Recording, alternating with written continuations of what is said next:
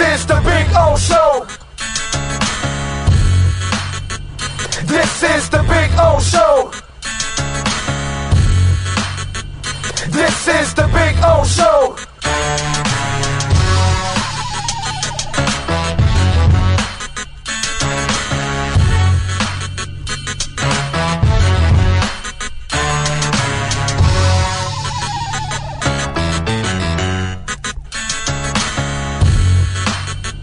This is the Big O Show. This is the Big O Show.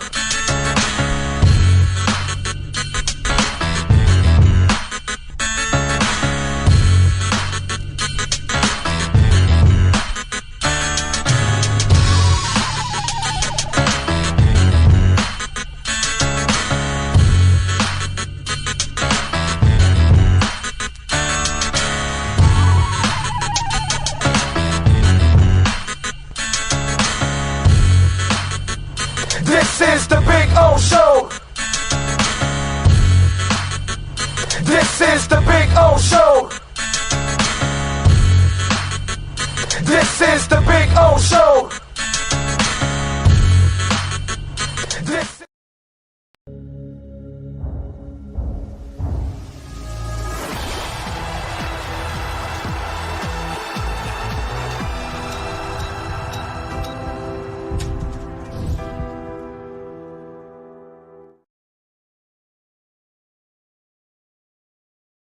This is the Big O Show.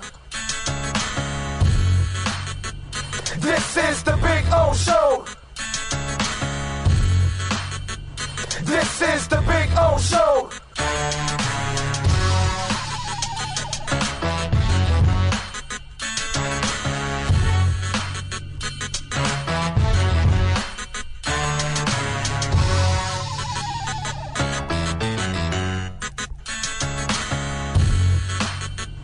This is the Big O Show. When presenting an award to an employee, athlete, executive, or fantasy GM, make sure you call Orvieto's Awards and More. For 35 years, these custom award specialists have been providing plaques, trophies, custom framing, while providing state-of-the-art laser and computerized engraving, UV printing, and glass crystal etching. They do all their engraving and printing in-house for quality control. Call Charles at 305-949-8098 or visit them at orvietosawards.com. Orvieto's Awards and More, where recognition is rewarding.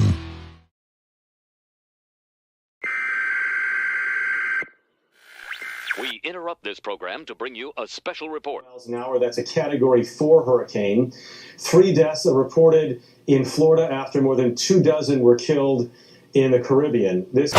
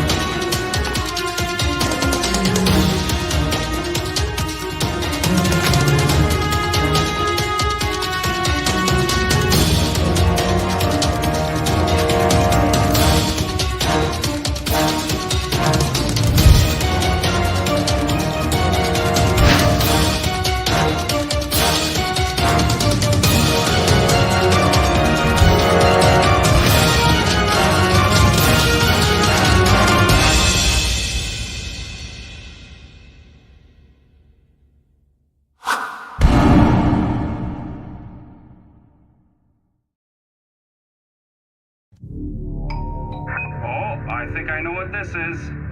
Houston, we have a package. Hello? No matter where you are, the Sloman Shield home security system guards your home. With next-gen perimeter protection, 24/7 monitoring, and interior motion sensing. And right now, get a free Sloman Shield security system and doorbell camera, all professionally installed, for free. Shield your world, the Sloman Shield. There's just one place to celebrate our happy new model year. Acura of Pembroke Pines. Plus last chance savings on a 2024 RDX. $379 a month at Acura of Pembroke Pines.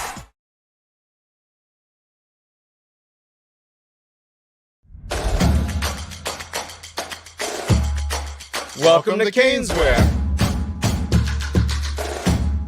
New store, new items, same great experience. Family owned and operated since 2010, Caneswear has the latest merchandise from the Miami Hurricanes, Miami Dolphins, Florida Panthers, InterMiamiCF, and more. Come visit us at our store in Davie on University Drive, just south of 595, or online at caneswear.com. Caneswear, the spot Miami fans shop. After 40 years, the Big Cheese Miami is still producing great Italian food. They started in 1984. Since then, they've been winning awards while being voted the best inexpensive Italian restaurant in Miami. Visit them for great food, amazing service. Witness the decades of Cane's memories. The walls are like a Miami Hurricanes Hall of Fame. The Big Cheese delivers anything on its menu or party platter menu to your home, office, or even a park for a picnic. Located at 8080 Southwest 67th Avenue, Miami. Call 305-662-6855. TheBigCheeseMiami.com, where they serve large portions at family prices. Welton Rayom has more than 62 years of litigation experience handling insurance disputes. They're committed to resolving even the toughest insurance claims quickly. Call them for a free consultation. 954-966-4646. At Welton Rayom, they don't get paid unless you win. Property damage claims to your home, business, or condo as a result of a hurricane. Welton Rayom can help. Water, mold, fire, smoke damage, Welton Rayom can help. Call 954-966-4646.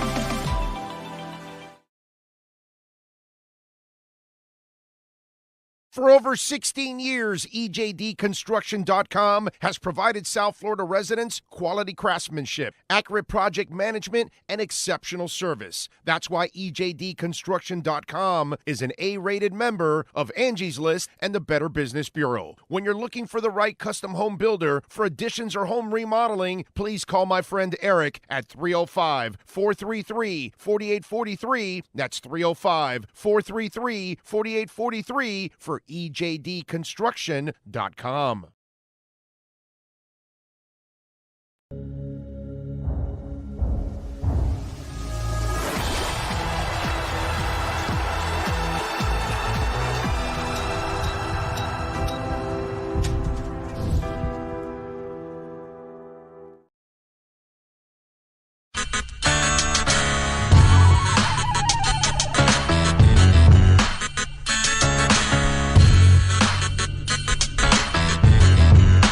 This is the Big O Show. This is the Big O Show. This is the Big O Show.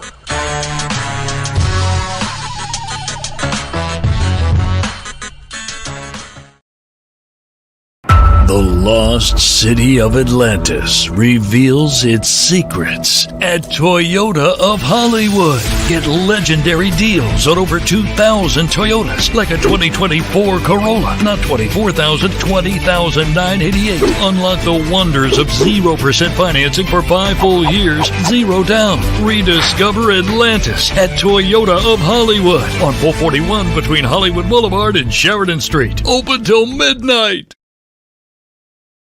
If you're looking to take your home or business to the next level, then RM Contractors and Custom Drywall can assist you. RM specializes in new residential turnkey, new commercial turnkey, home and office remodeling. Call them for free estimates. Serving all of South Florida, licensed and insured. Call Ray or Mike, 305-345-3649. You work hard to create the perfect atmosphere. You dream it, we'll build it. RM Contractors and Custom Drywall, 305-345-3649. Or Instagram at RMC Fisher Island. The viewpoint, statements, or beliefs expressed on the following program by the host, guests, or callers are not necessarily the opinions of FantasyXS.com, Media Group Inc. ownership, management, sponsors, or website.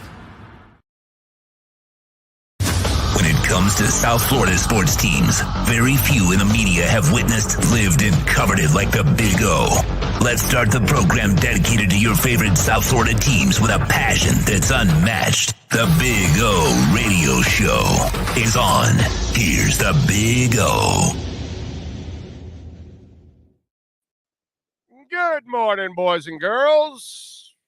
Well, I hope it's a good morning for you. I mean, there's a lot of good things about it. A couple negatives, but, we're going to ride it out, and we'll have some fun, and we'll try to survive and get through it like we always do. Anyway, we'll get to it. We'll have some fun along the way. Maybe we might learn a thing or two, right?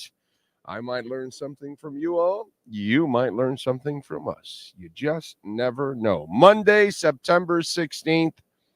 It is the week of Seattle. We will be in the Cove. We'll have all that info. Like I'm gonna talk to everybody today and get everything hammered out to make sure. We'll tell you when our appearance is on Saturday, Sunday for sure. We're gonna be there at the Cove for our pre and post game show. And although a little bit of an adjustment, normally it's 11:01. We're going to do 10:30 to 12:30 is what Sean and I are going to do. We need about a half hour. I may adjust it to 45 minutes, depending on what we need time to get to the stadium, because we got to drive to the train and then take the train right into the spot right by the stadium and then do our thing. You know what I'm saying? So we'll have some fun and we'll get it done and we'll rock and roll. What can I tell you? And if you are living in the Seattle area, or if you are flying to Seattle, which, by the way, I kind of looked it up. I think I might just do it. Have I seen Pat in Nashville's name here yet? Where is it? Let's see. Is Pat in Nashville already here on the chat board? I wonder. Well, he might be watching. Hasn't posted anything. But Pat in Nashville, if you're watching, just in case, Crowded House is over in Seattle while I'm there this weekend. So I think I'm actually going to go. So I think it's Saturday night. I haven't even bought the tickets yet, or ticket, because I'm going by myself, obviously. So I'm leaving Thursday morning. I know Sean leaves on Friday, so I'll pick him up on Friday. I'm leaving Thursday because I'm going to go see Paul Weller Thursday night, and I can't wait. Thursday's show will be an odd show because I doubt I'll be able to do one early in the morning and then leave, because I leave at 10 in the morning on Thursday. So Thursday's show normally is in the afternoon, but I get there at 1, which is really 4 here, and it's going to be hard. It's going to be hard. I'll see if I can do something on Thursday, maybe very early in the morning, a short show or something. I'll see what I can do, but it will be a little bit of a challenge. But I'm looking forward to it. I'm looking forward to all our trips. I know that the Dolphin season is, I hate to say it, it's almost pretty much decided. You know what I'm saying? I know that the blind ass fan, is still thinking, well, we could do this. Maybe we could get to the playoffs and win the Super Bowl, and I get that they like to lie to themselves. I'm not really that guy. I'm kind of a realist. I live in that world. And unfortunately, I'm already convinced that the coach is not really the guy that can make things better out of less, and so that's already a detriment. Mike McDaniel is a detriment. He's a play designer. You saw it on Thursday. It was another bad scenario, unfortunately, with Tua, and he folded.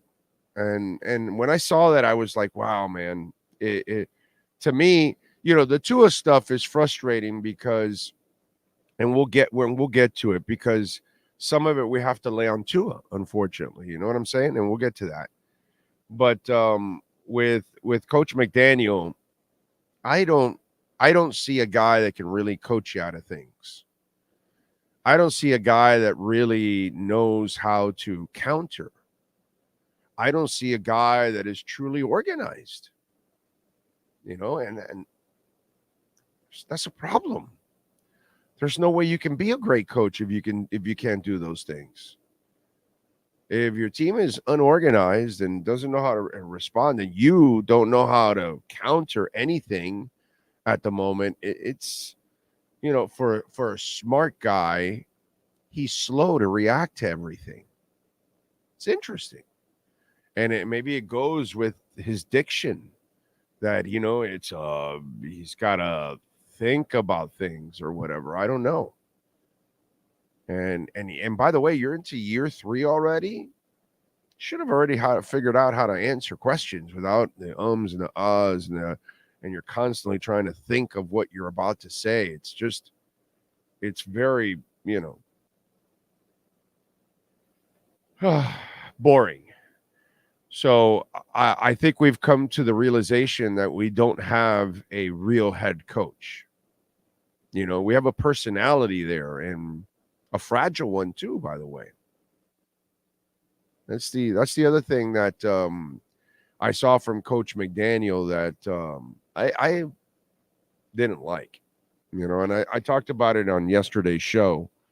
For those of you that didn't catch it, since TUA, Ian Rappaport broke the news that TUA has no plans to retire and all that kind of stuff. So we sliced and diced it, and so you may want to check it out for an hour. There's a lot of stuff there that you're going to want to think about, and it'll make you think, and that's kind of the idea. But anyway, so just a situation where it's hard to feel hopeful when you don't have the right leader in the first place. When you have a leader that, in a way,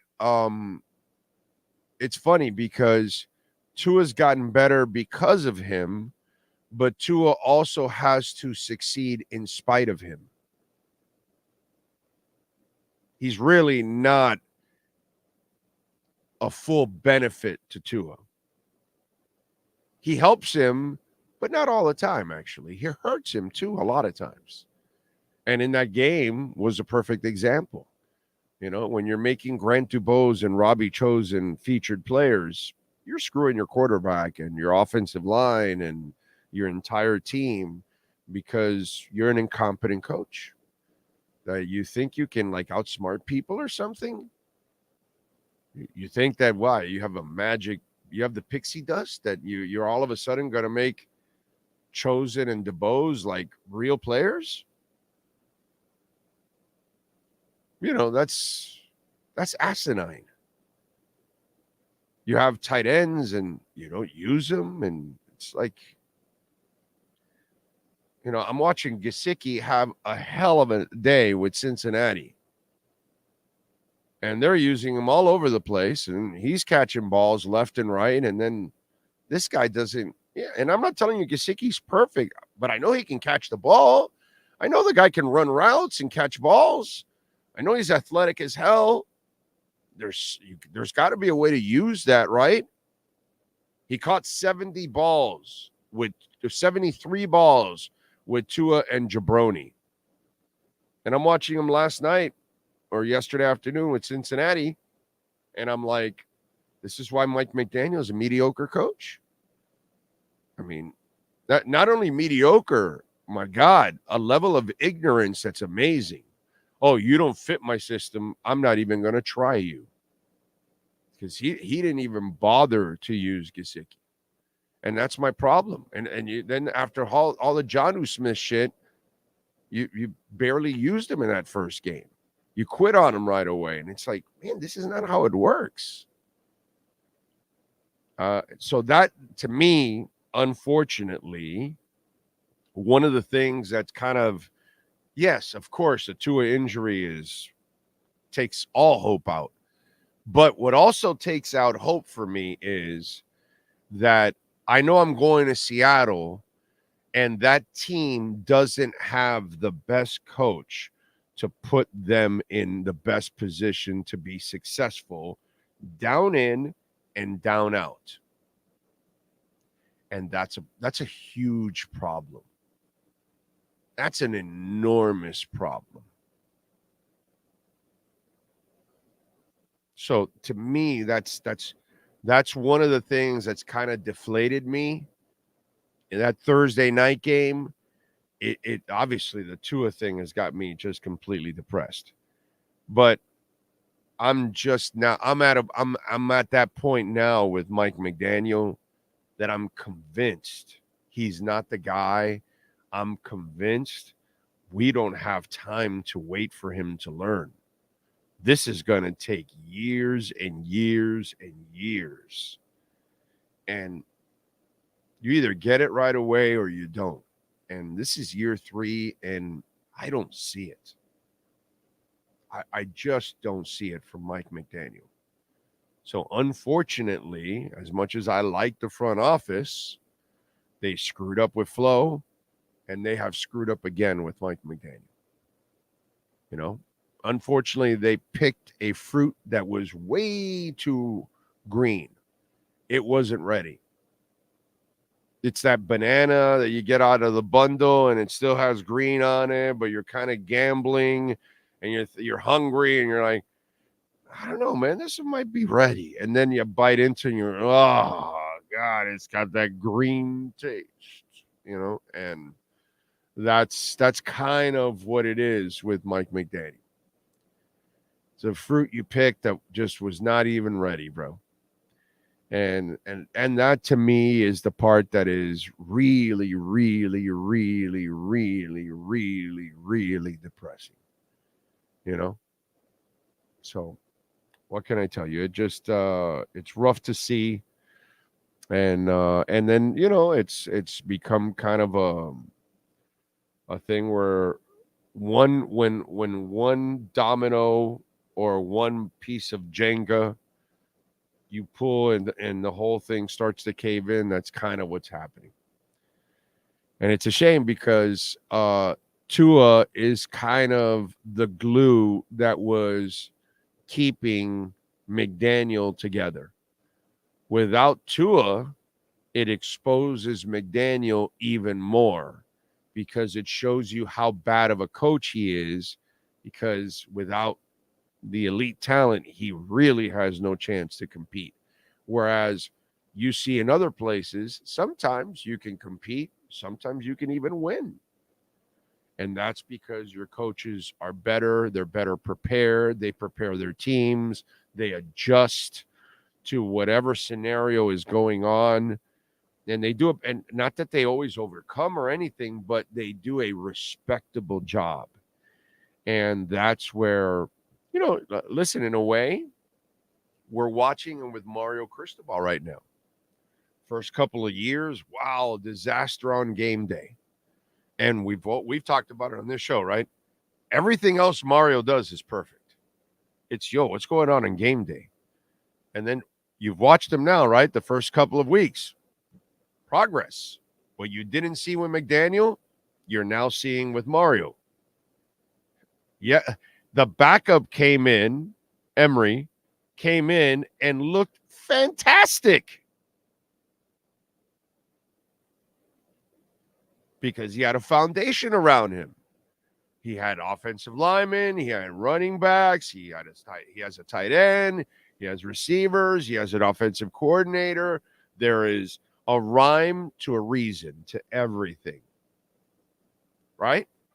And so then all of a sudden now, we're looking, and I know Mario's tests, although he had one at Florida. I know Florida's not that good, but it's still at the Swamp. So I give Mario a lot of credit for that one. And I know he still has the ACC games to prove, and hopefully we'll get to an ACC championship game. And those are the things that ultimately will, but at least right now, you're not seeing the screw-ups that you were watching before. You're watching them play competent football. They easily could have big heads from the first 2 weeks. And dude, they took care of Ball State and they slapped Ball State around like they were supposed to slap Ball State around. That was impressive. So now I'm seeing that Mario's kids also aren't getting big heads about themselves. More progress. I go and look at the other guy. Team was a disaster to start the season. They needed some miracle plays from their players in the second half, a couple of them, but it wasn't like the coach's genius or anything like that. Here, when you watch the Canes, you're watching actual coaching. So what Mario is proving to us is that the first 2 years, he literally could not control the crap kids he had. And now that he has his kind of kids, the ones that are tough, the ones that are going to work hard, the ones that aren't going to run their mouths, the ones that aren't going to be, doing videos with money and cars and all the other stupid shit that used to go on here, right? All that is gone, dude. There's nobody celebrating on the sidelines while you're losing and dancing. None of that shit. There aren't guys talking about when you barely beat a shitty team or whatever and talking up the shitty team that you barely beat, or none of that is going on.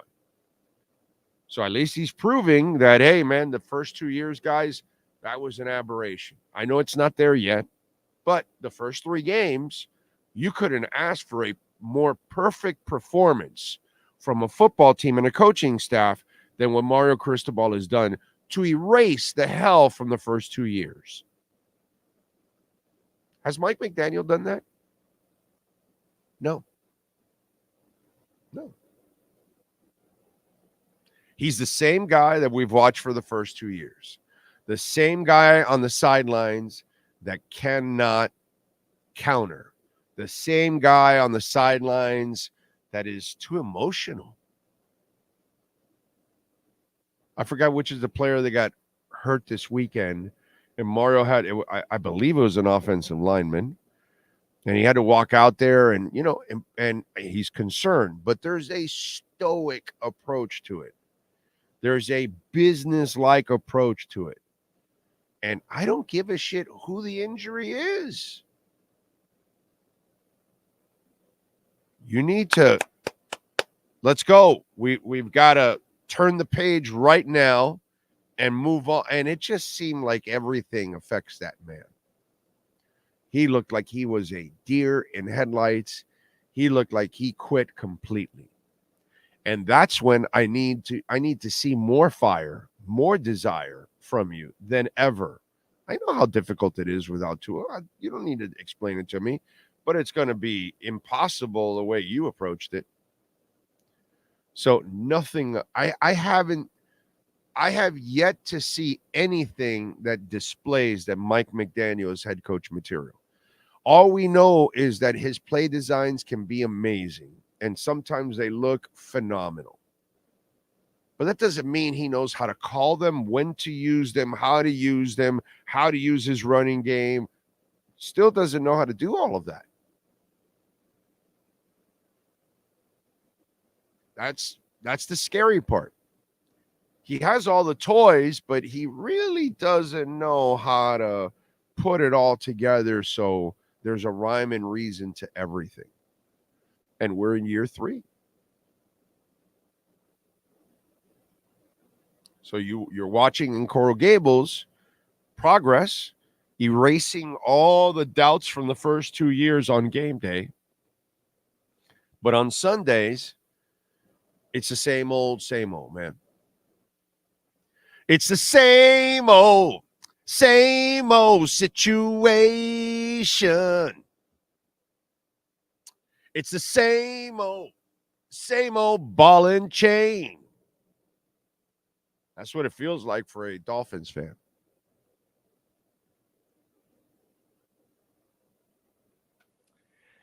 So that's to me, that's the real problem right now, is that you don't have the guy to lead you out of adversity. You have a dude. Not the dude, but he's a dude. Unfortunately, and Mike McDaniel can not be taken seriously. And he's proven that over and over and over and over and over and over and over again. So to me, that's the real issue. You know what I'm saying? The Tua stuff, listen, we can't control the Tua stuff. I think he should retire. The first go around, I was completely against it. You all know. I explained it. He needs to get rid of the football. He did it, and he survived and played great. He went back to playing stupid football. And so we have now learned something about Tua Tagovailoa. It doesn't matter the injury. He's going to do something stupid no matter what. Because, again, he thinks he's a football player. Something that Dan Marino knew he wasn't. He knew it. I'm not outrunning anybody. I'm not tackling anybody. I'm not putting a shoulder into anybody. Drew Brees knew the same thing. I'm not a football player. I'm a passer. Joe Montana wasn't going to put a shoulder into anybody. Just ask old people, and they'll go, yeah, you know what? Now that I remember, like, yeah, those guys weren't putting shoulders into anybody. By the way, when they played, I don't think you want to do that either. They were pretty ruthless in their time.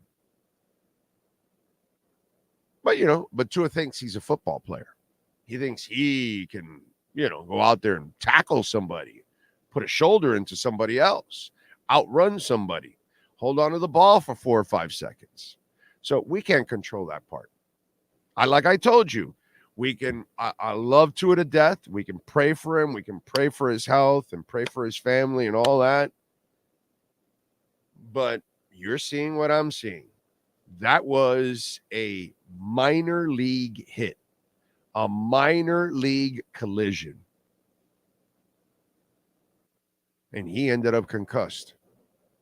So as far as I'm concerned, he can never recover from this ever again. In fact, he never recovered from the first set of concussions. Because if you're concussed that easy, you never recovered. That means your body, it will be susceptible to concussions for the rest of your life. So make sure that you don't hit your head on a stop sign like Kanye West, because you will end up concussed. Make sure, Tua, you don't run into a door like the rest of us, because you will end up concussed. Not us, but you will. No helmet, no nothing, door, head, boom. Happens to the rest of us, but we're just like, whoa. Yeah. Oh, yeah. There's when I go to 3A Graphics, right, and I pick up some material, he has this gate that goes down, and then this other gate that is that you got to swing open, right? But then there's this sliding one that comes down, right? He always has it like down where you got to come in, you got to lower your head. Oh, dude, I hit the shit out of my head on that one time. Tua, you'd be concussed. That's what I know from Tua now. I know now Tua cannot take football hits. But, hey, we can't do anything about it. We can only hope for the best and pray that he doesn't do something stupid again, because that's what he does. Just because he's a terrific passer and he's a terrific young man, he's fantastic, he's perfect. But somehow or another on the football field, he does stupid shit. So we cannot control stupid shit. And so apparently, whatever doctors clear him, and I'm sure he'll find a doctor that'll clear him because he's dead set on playing. So somebody will clear him. And then the NFL will have to clear him.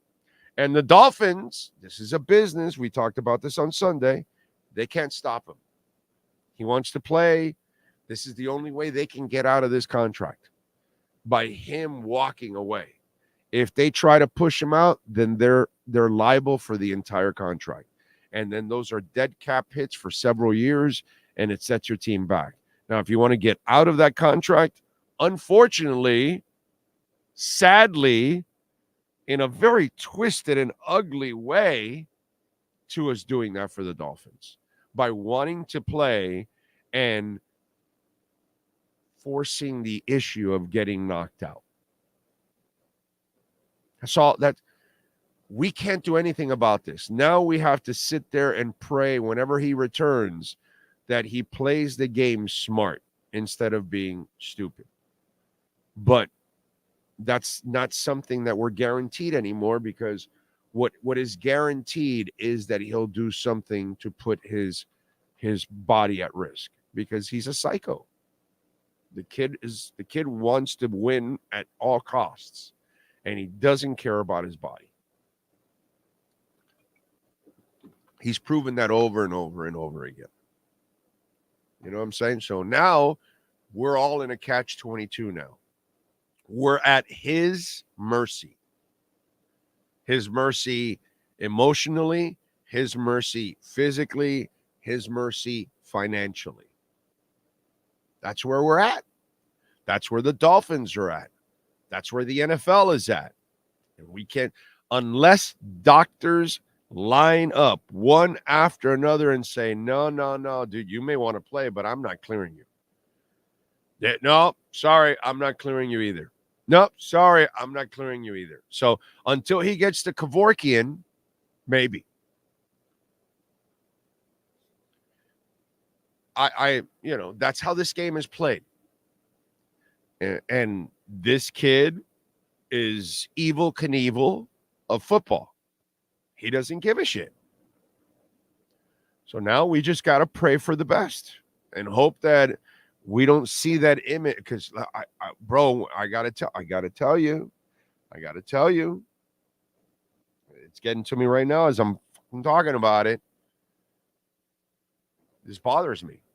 This bothers the shit out of me, because he's such a good young man, and he's got a beautiful wife and kids, and he's got a easily $50 million in the bank.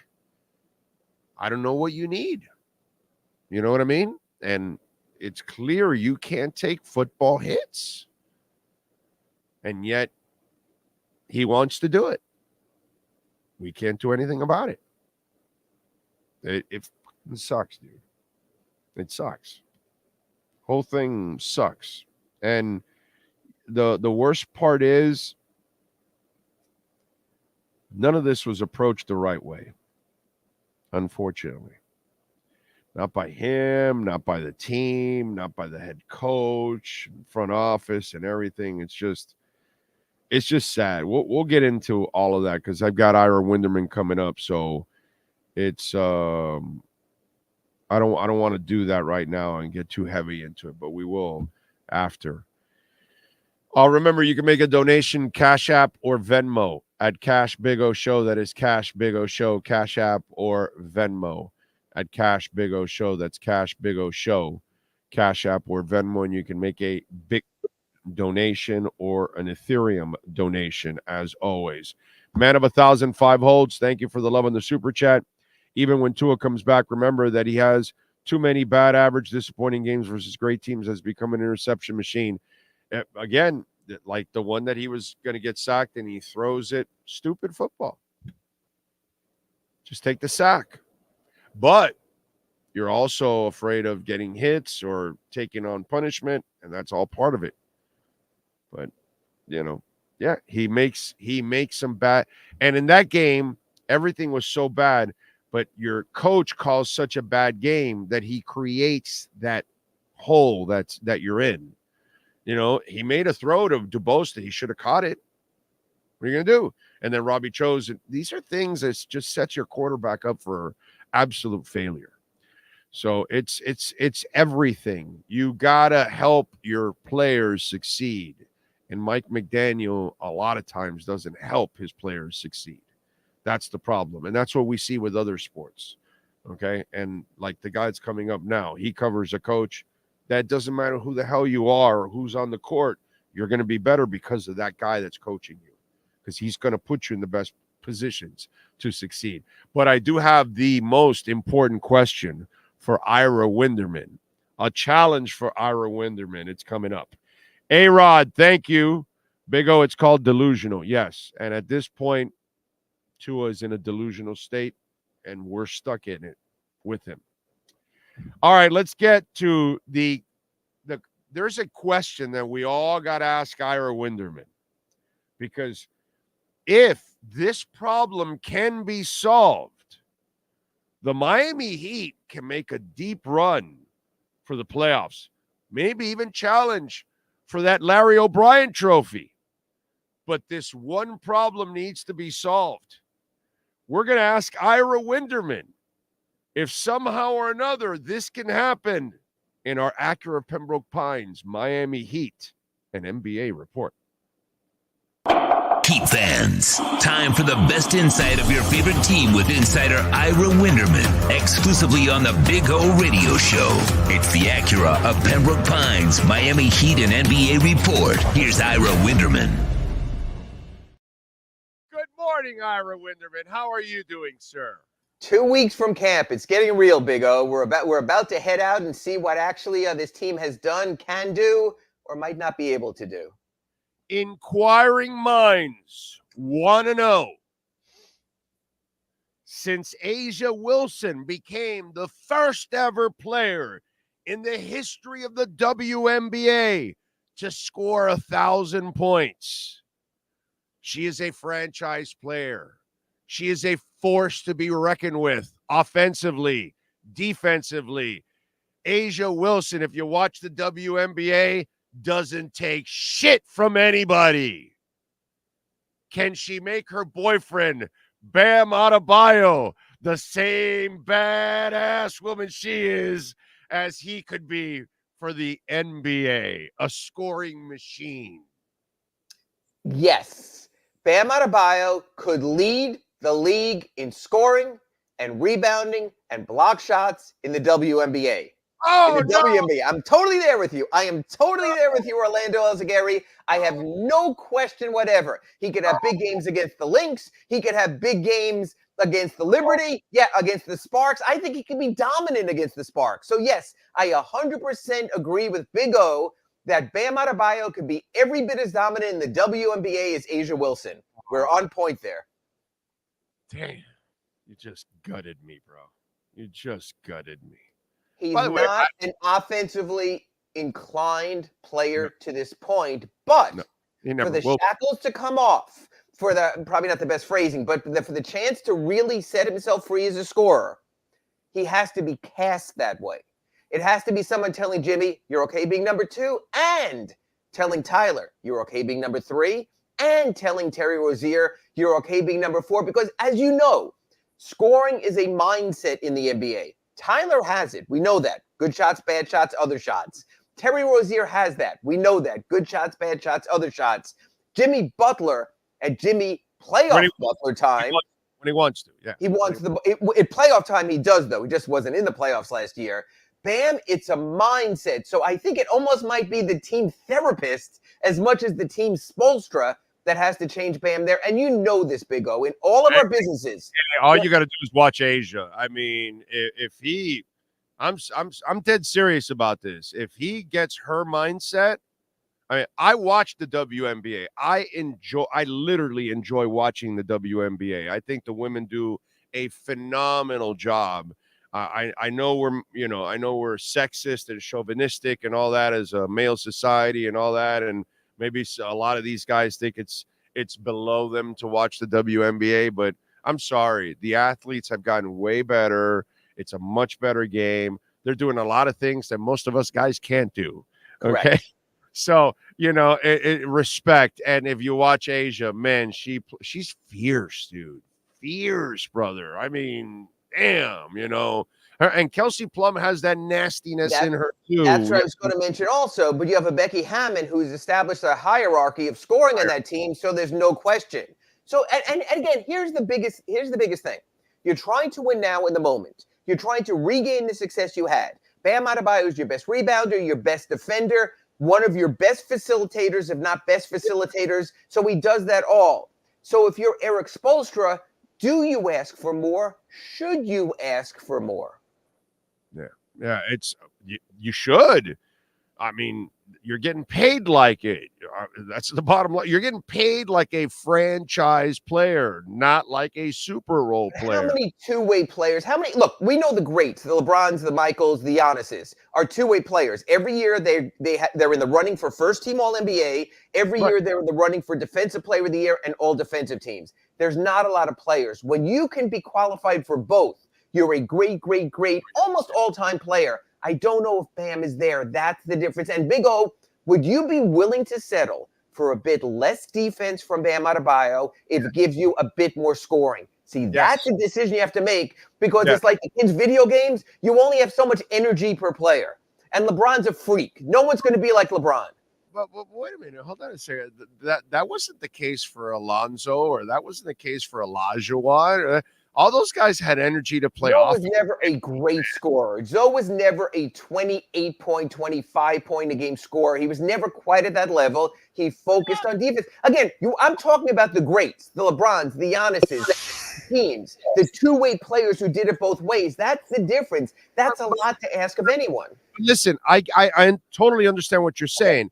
And if you're mechanical like Ronnie Cycli or mechanical like Alonzo Mourning, then I kind of understand how your upside offensively, there's going to be a cap. There's a limit for you. You know what I'm saying? The roof is their ceiling. But when I look at Bam and his athletic skill set, the sky is his ceiling. There is no ceiling for Bam. Bam has an athletic skill set. He can do whatever the hell he wants to do. It's just a matter of him wanting to do it. Other guys, athletically, they may not be able to get there. That's not Bam, dude. Bam has a shot. Bam has great form. Bam has athleticism. Bam can handle. Bam has vision. Bam can pass. He has everything that you could possibly need if you were Dr. Frankenstein to create the basketball player that could do it all for you. But he can still be smothered by size, and there's a lot of size. So when you make the Asia Wilson comparison, she is one of the biggest bigs, if not the biggest big of her skill set and level of player in the WNBA.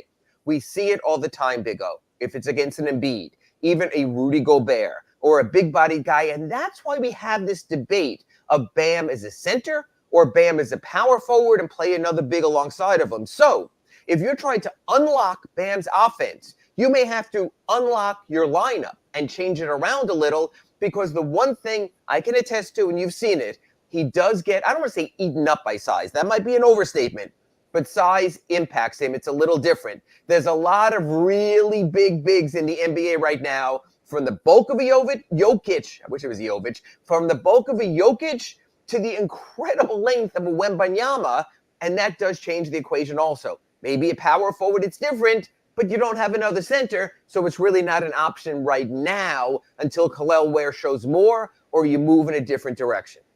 All right, so by the way, they've added more guys. That training camp roster is loaded, dude.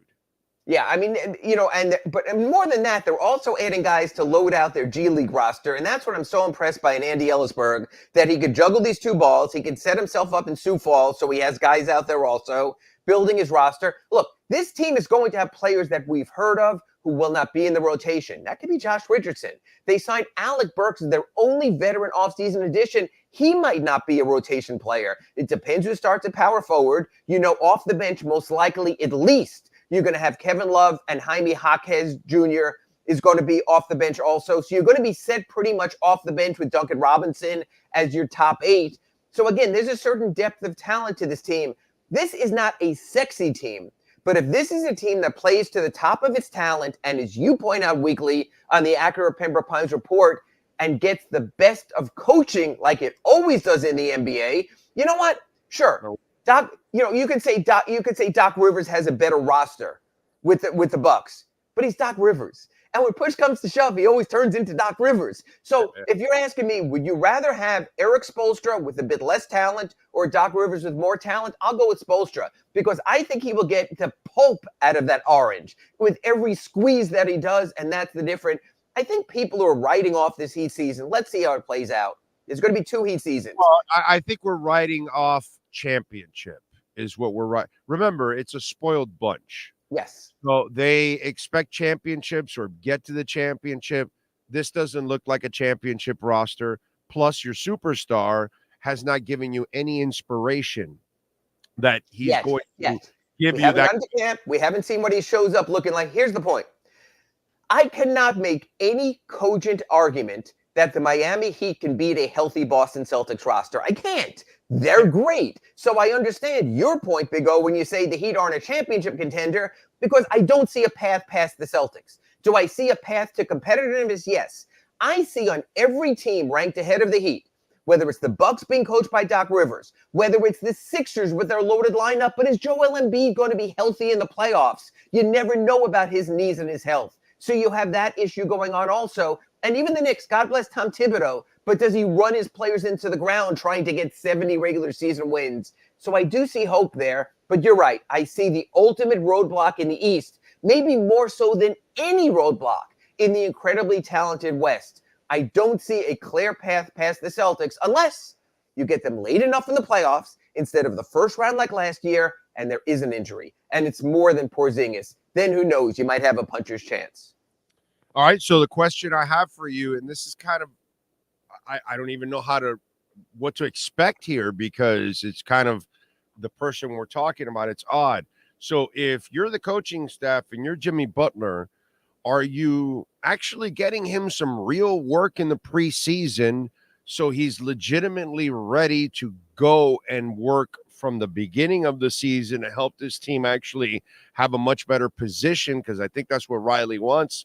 I think we all want to see the Heat play like they used to play from game one all the way through instead of coasting.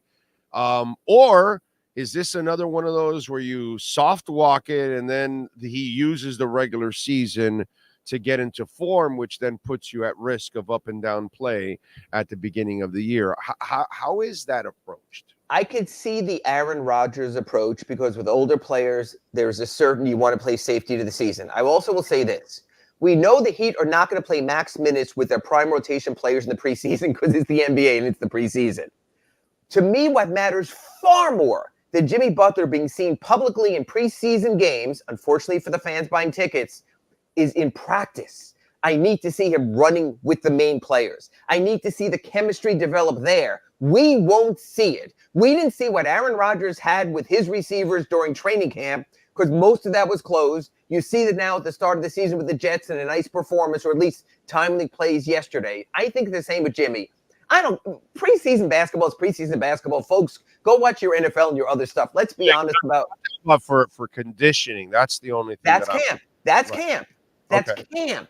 That's Heat camp. I think training camp is far more important for Eric Spoelstra to experiment with combinations. Who knows? Maybe Jaime Jaquez Jr. is the Heat starting power forward. So I would rather see Eric experiment with that in training camp and have Jimmy develop and the players develop a comfort level with Jimmy than Jimmy playing 14 minutes in a preseason game, which I just don't think will be as much. So yes, Jimmy has to be absolutely on the same page as everyone, no matter how he gets there. Preseason games or practice and training rotations with the team, no issue there. What I cannot see and cannot happen is game 4, Jimmy being held out for rest. Now, I got to tell you this, Big O. Even if he needs it, he can't, because then it sets you on that path of never knowing and uncertainty you have to push through. So I will say this, whatever it takes for Jimmy Butler to be in prime condition and in chemistry and lockstep with the regulars, to me, that matters more than the preseason.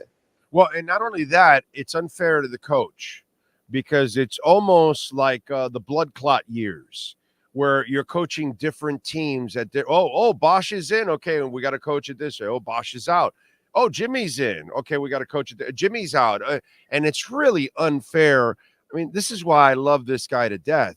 No, I've never seen anybody. We have a football coach on Sundays that can't adjust on shit. This guy adjusts on anything and everything going on from one series to another, from one quarter to another, from one half to another. There's nobody better than this guy, but it's still extremely unfair to him too.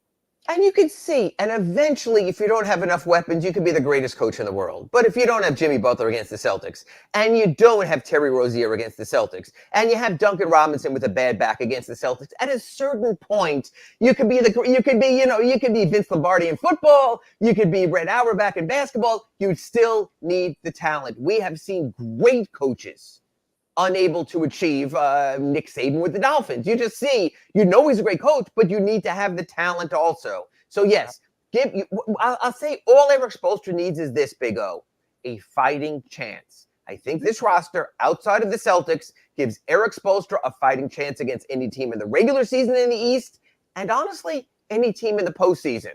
But there is that roadblock. So do you push as hard as you can, knowing you're going to smack into the wall, or do you say, you know what?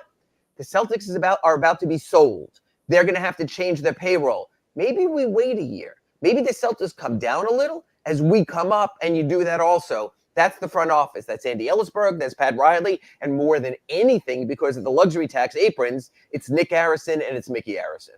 And by the way, it behooves Jimmy Butler to ball out from the beginning, because if you want that long-term contract and you're already maybe convinced the Heat aren't going to give it to you, and your ultimate upside is only one more year with the Heat, but after that 1 year, ain't nobody else going to give you that big-ass contract. So if you're going to get that big-ass contract, you might get it during this trading deadline.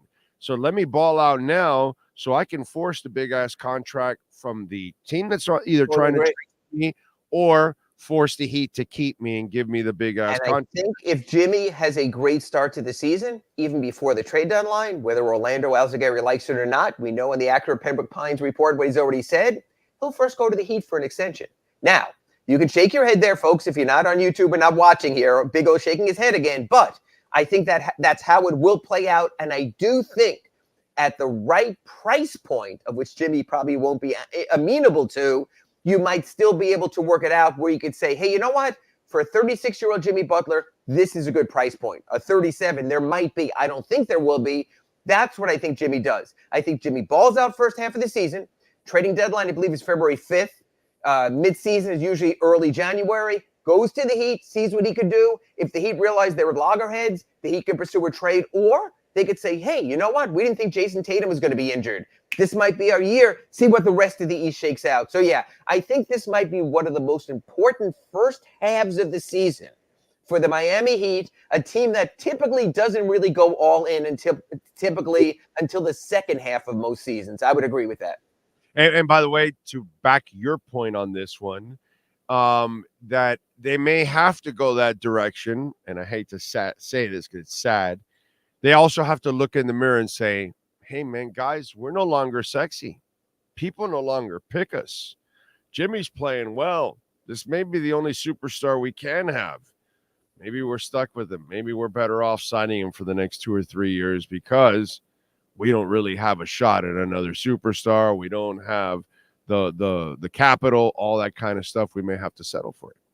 Right? Or have him as another asset you can package down the road as money more than as player when he gets older with someone else who you developed who's talented. Look, do I want them to package Jaime Jaquez? No. But you got to keep your permutations open. The Heat have been very good with that also, going back to me and Big O and Caron Butler for Shaquille O'Neal. You never know. You keep stuff together. You have your money involved there also. The Heat are good at making something out of nothing. They've made some very nice chicken soup out of chicken feathers over the years, so I do trust them on that. Follow him on Twitter at Ira Heatbeat. Catch his exceptional work there at the South Florida Sun Sentinel. Like what?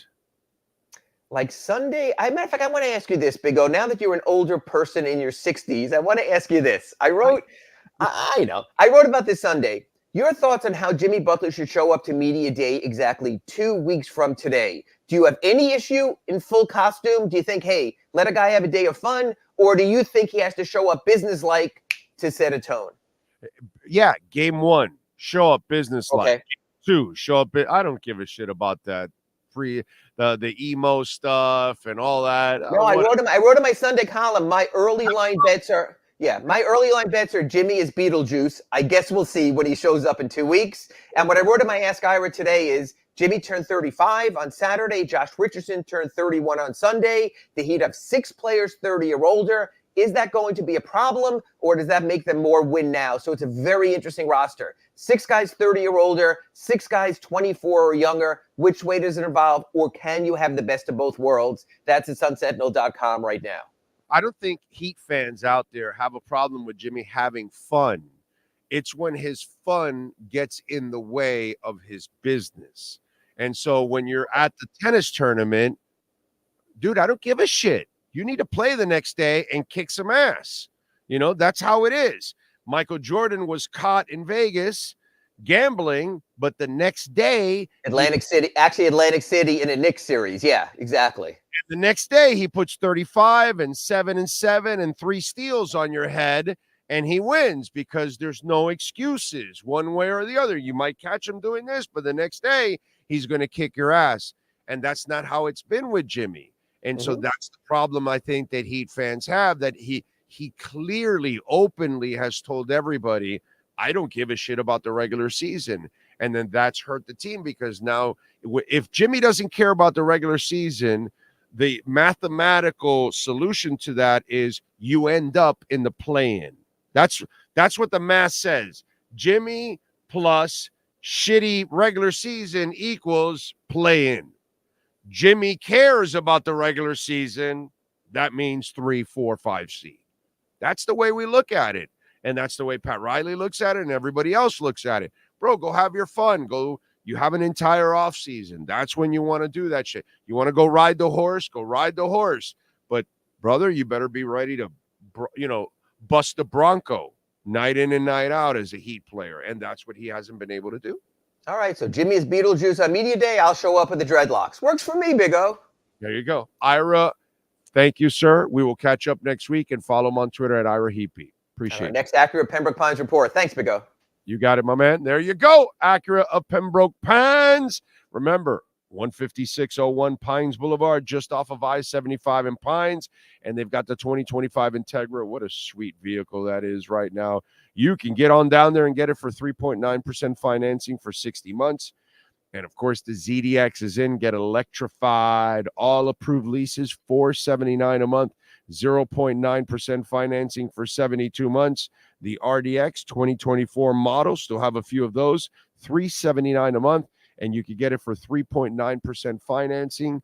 So check it out. Check out the entire selection there, the ILX, so many different vehicles there, amazing vehicles at 15601 Pines Boulevard, just off of I-75 in Pines. Finest dealership. There is no better Acura dealership in the country, baby. Then, of course, Larry Schlossberg, Pat Nasto, Tony Stampone, all the great people getting it done at Craig Zinn's Acura of Pembroke Pines.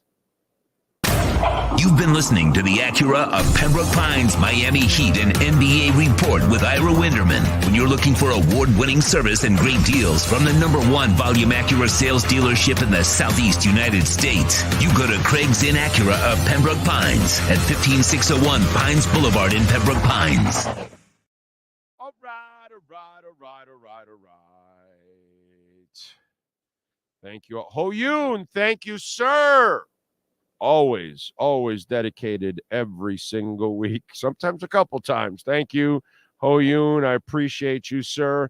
Cash App or Venmo at Cash Big O Show. That is Cash Big O Show. Cash App or Venmo at Cash Big O Show. That's Cash Big O Show. And you can make a Bitcoin donation or Ethereum donation, which you all know we love our Bitcoin and Ethereum donations. By the way, little dip right now. It's at 57,763.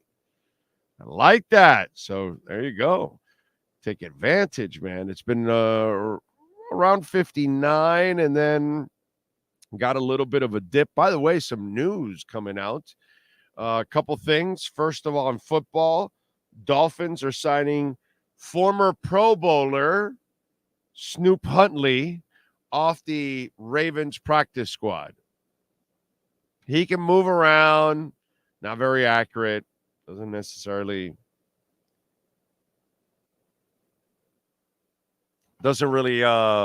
get me excited. look, man, you got to deal with the Tua thing. We have no choice. We've already talked about this. Unless you could get Brady out of retirement and, I don't know if he could sell his portion of the Raiders because I'm sure you have to do all of that kind of shit. It'd be really complicated, impossible. But if you could get that crazy shit done, okay. All right. Shot behind that offensive line. But that's about it. Outside of that, for me, you tank. That's really what you should be doing. But we're at now at the discretion of everything that Tua wants. And the team can't kick him out, can't push him out and say, no, we don't want to put you at risk anymore, which is what they're doing. And the NFL, which is what they're doing. So unless the doctors come out in an army and say, no, I'm not clearing you, I'm not clearing you, we have to go through this. But really, and I know that tanking is the worst thing because that means everybody gets fired.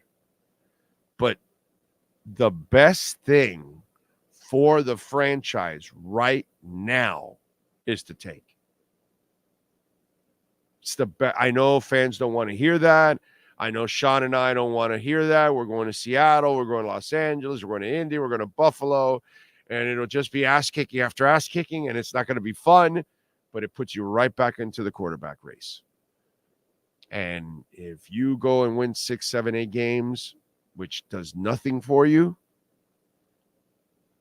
it just ruins your draft position. And if Tua suffers another concussion midway, 3/4 of the way through the season, and then he decides to retire, the whole year's gone, and now you've reset, and it's very Dolphins. It'll just be very like, ugh, like how many times are you going to just stab me as a Dolphins fan?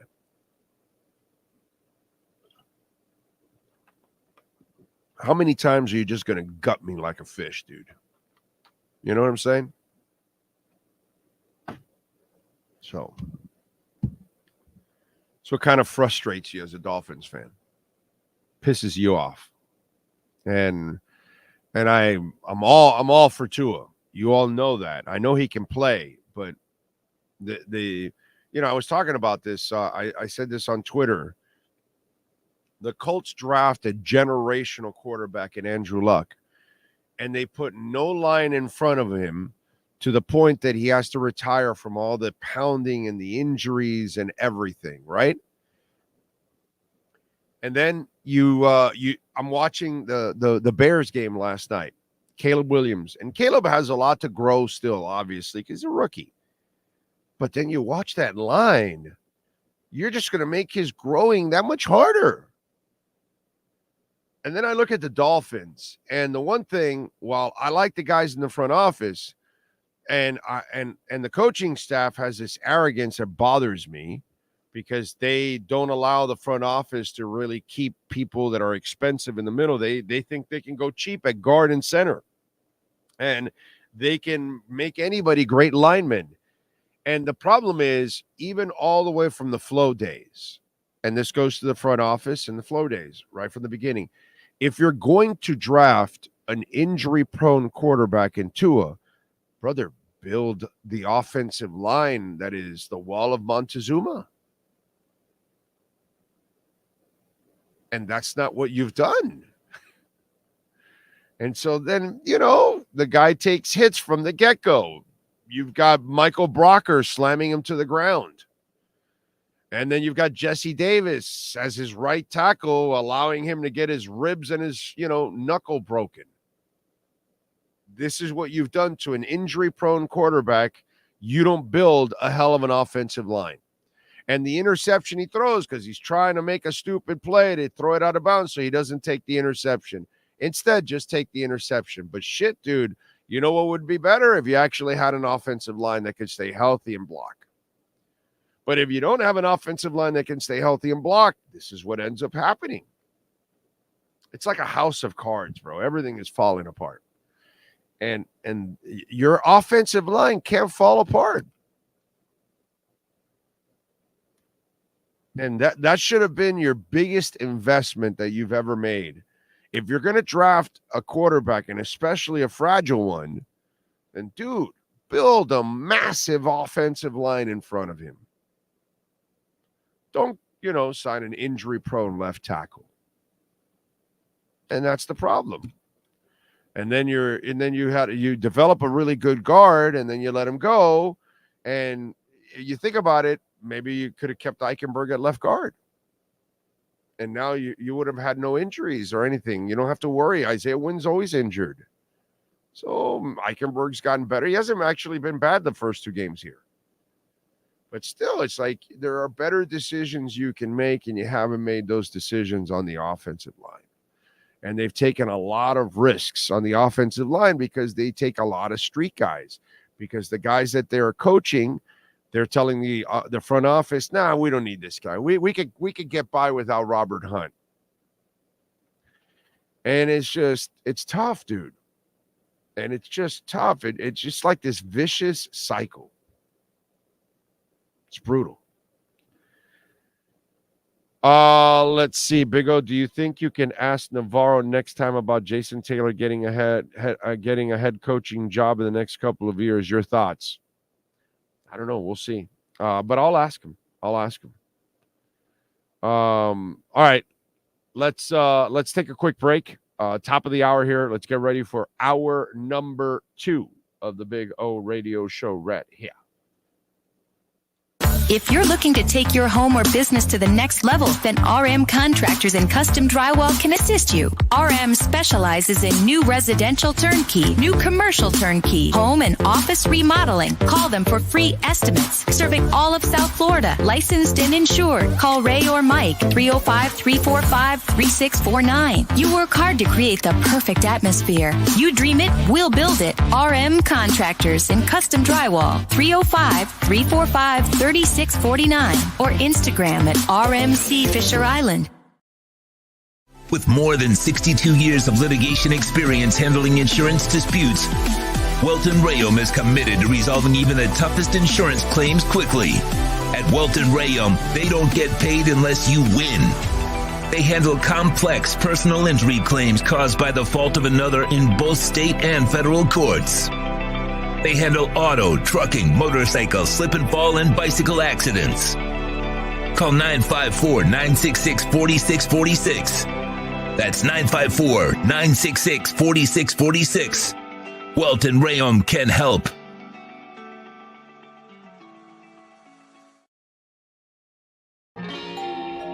Oh, great. You have a doorbell camera. Now you have a front row seat to your house getting robbed.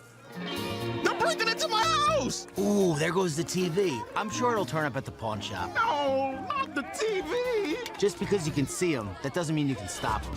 With Slogans, you get 24-hour monitoring, a free home security system, and professional installation. Plus, free doorbell camera, one that'll actually work for you. Get out of my house! Get out of the house! Call 1-800-ALARM-ME.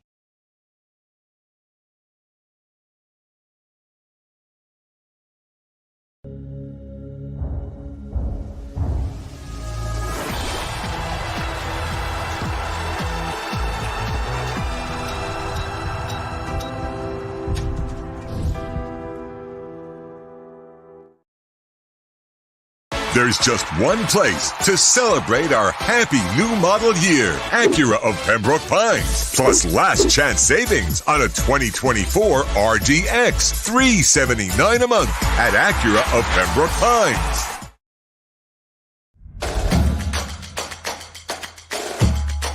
Welcome to Caneswear. New store, new items, same great experience. Family owned and operated since 2010, Caneswear has the latest merchandise from the Miami Hurricanes, Miami Dolphins, Florida Panthers, InterMiamiCF, and more. Come visit us at our store in Davie on University Drive, just south of 595, or online at caneswear.com. Caneswear, the spot Miami fans shop.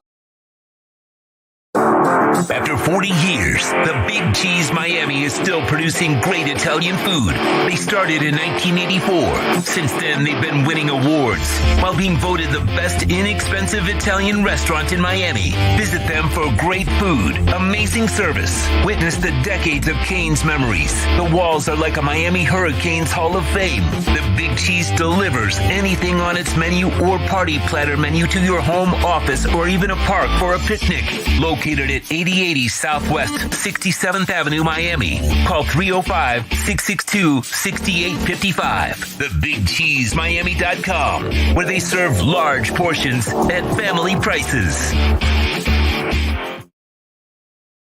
With more than 62 years of litigation experience handling insurance disputes, Welton Rayum is committed to resolving even the toughest insurance claims quickly. At Welton Rayum, they don't get paid unless you win. They handle complex personal injury claims caused by the fault of another in both state and federal courts. They handle auto, trucking, motorcycle, slip and fall, and bicycle accidents. Call 954-966-4646. That's 954-966-4646. Welton Rayum can help.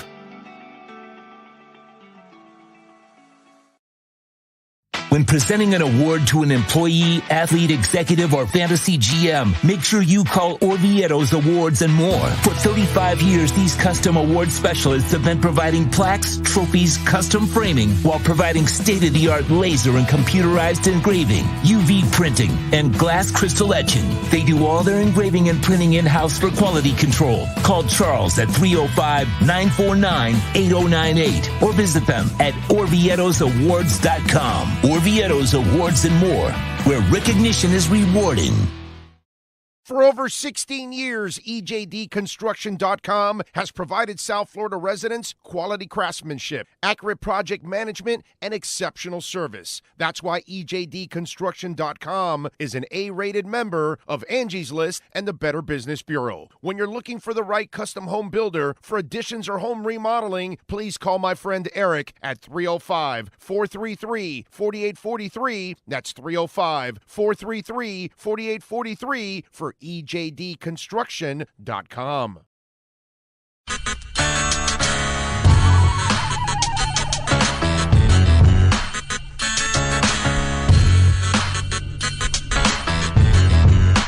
This is the Big O Show. This is the Big O Show. This is the Big O Show.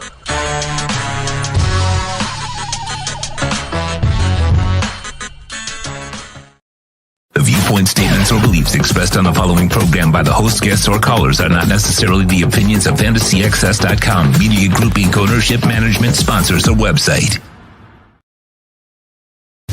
When it comes to South Florida sports teams, very few in the media have witnessed, lived, and covered it like the Big O.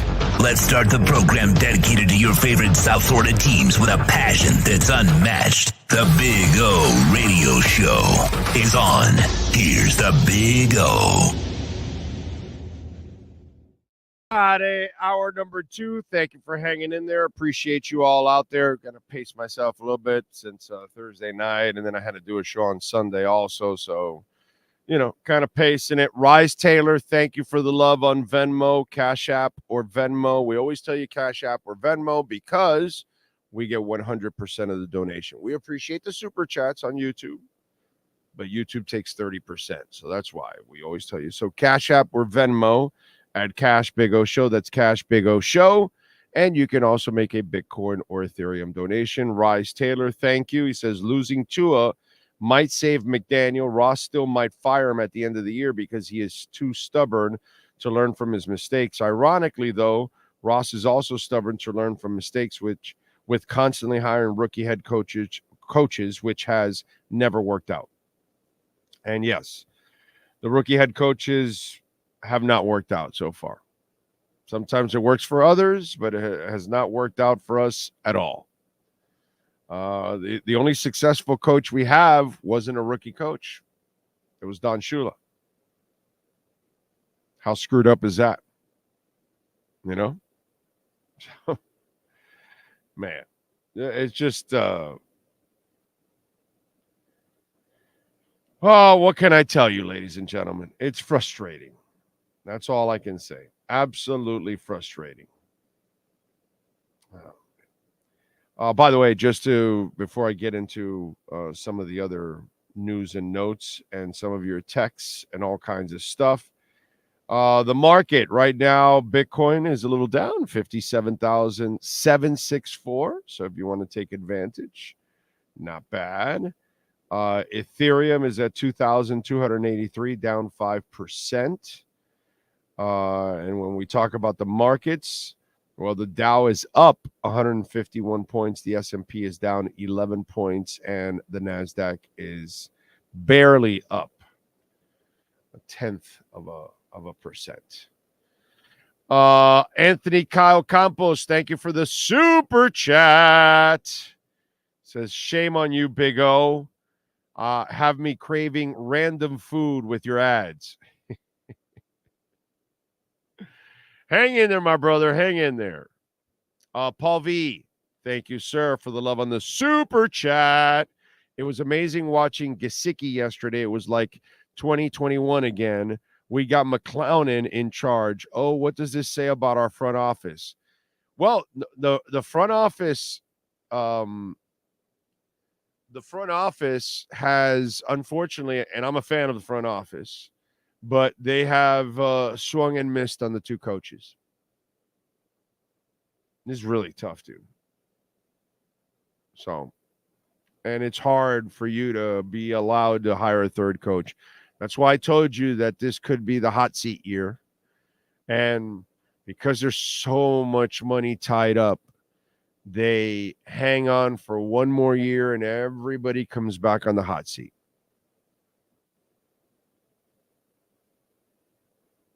Yeah, it's kind of scary. Or do they just clean house at the end of the year? I don't know. We got to see what happens from here. See, the problem is, as much as I would love to tank, tanking is not what they want to do because that would fire everybody. But my problem with it as a I'm thinking as a Dolphins fan, where are you going? This is your chance to go get another quarterback right now. How many times do you get to do that? Tank, stay with that one win. Get the number one pick, dude. Get the number one pick, and if you like the second best quarterback, trade out of it, pick your quarterback anyway. Whatever. If you like the top three, get the number one pick and move down a little bit and still get your guy. And whatever. I don't care. Or if you love the number one, then take him overall. That's what I would do. Because I've been through this. I've seen this story before. Where are you going? Are we just thinking about our selfish approach? About possibly winning a couple of games? What does that do for us? Does that make you feel better at the end of the year that you're a one-win team or a 5 or 7 win team? Because I don't even know when Tua is going to come back. I don't know when he's going to get cleared from this concussion. And I don't even know how long he's going to last because he plays reckless. It's like really frustrating, dude. This is the most frustrating I have ever been. Ever. Yeah, as a Dolphins fan. The most frustrating I've ever been. I have to say. It's tough, dude. Tough. And it was a gamble. You kind of hung in there with all these guys and you took some chances and it has not paid off. Mateo Dulio, thank you for the love on the super chat, sir. He says, how would I game plan for Skyler?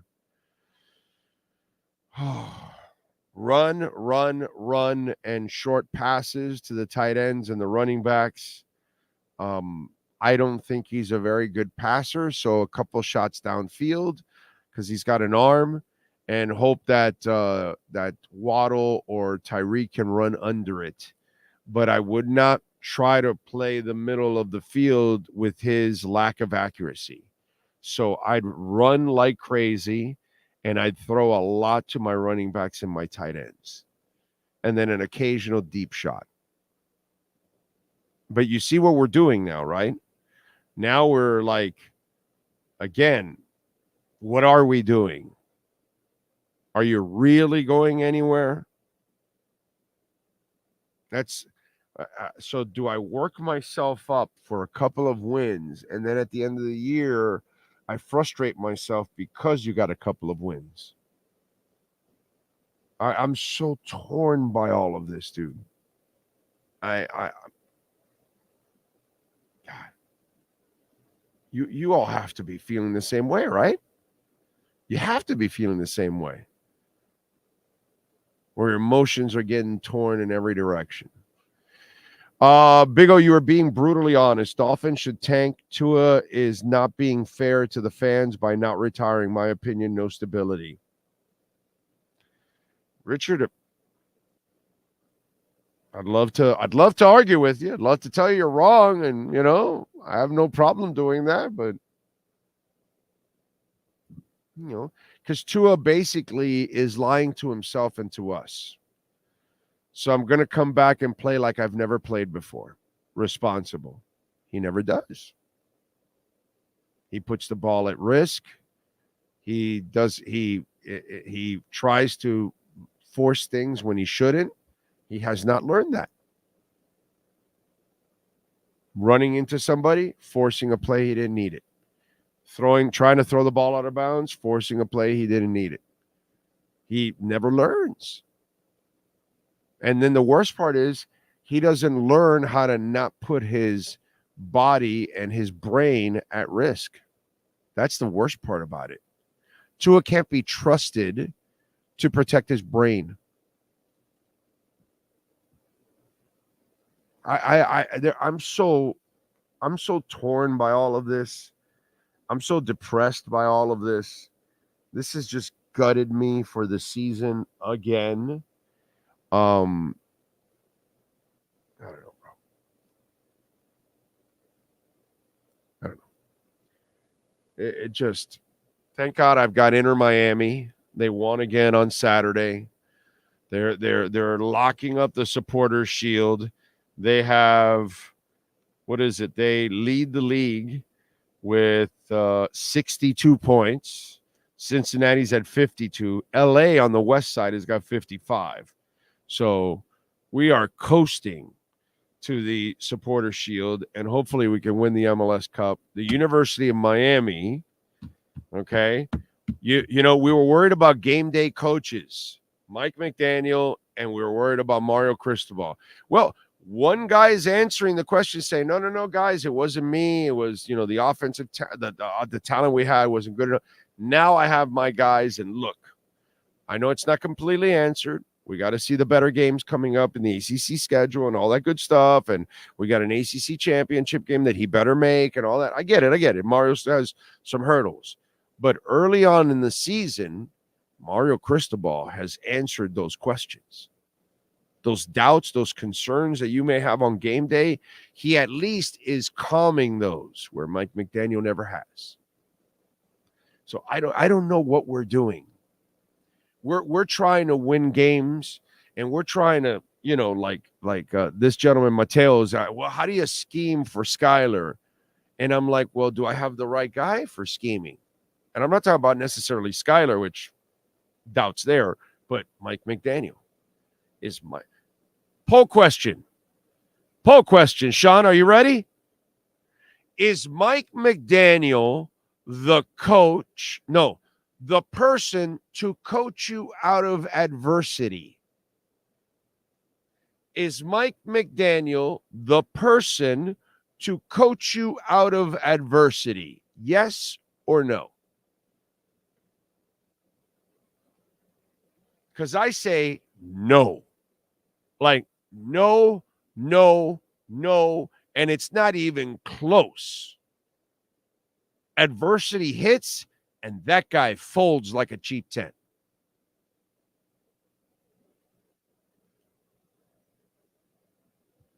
I don't know if there's a worse coach in adjustments. I used to think it was Philbin. This guy's worse than Philbin. That's bad. This guy's right there with like Cam Cameron and Adam Gase on game days. Like it's bad, bro.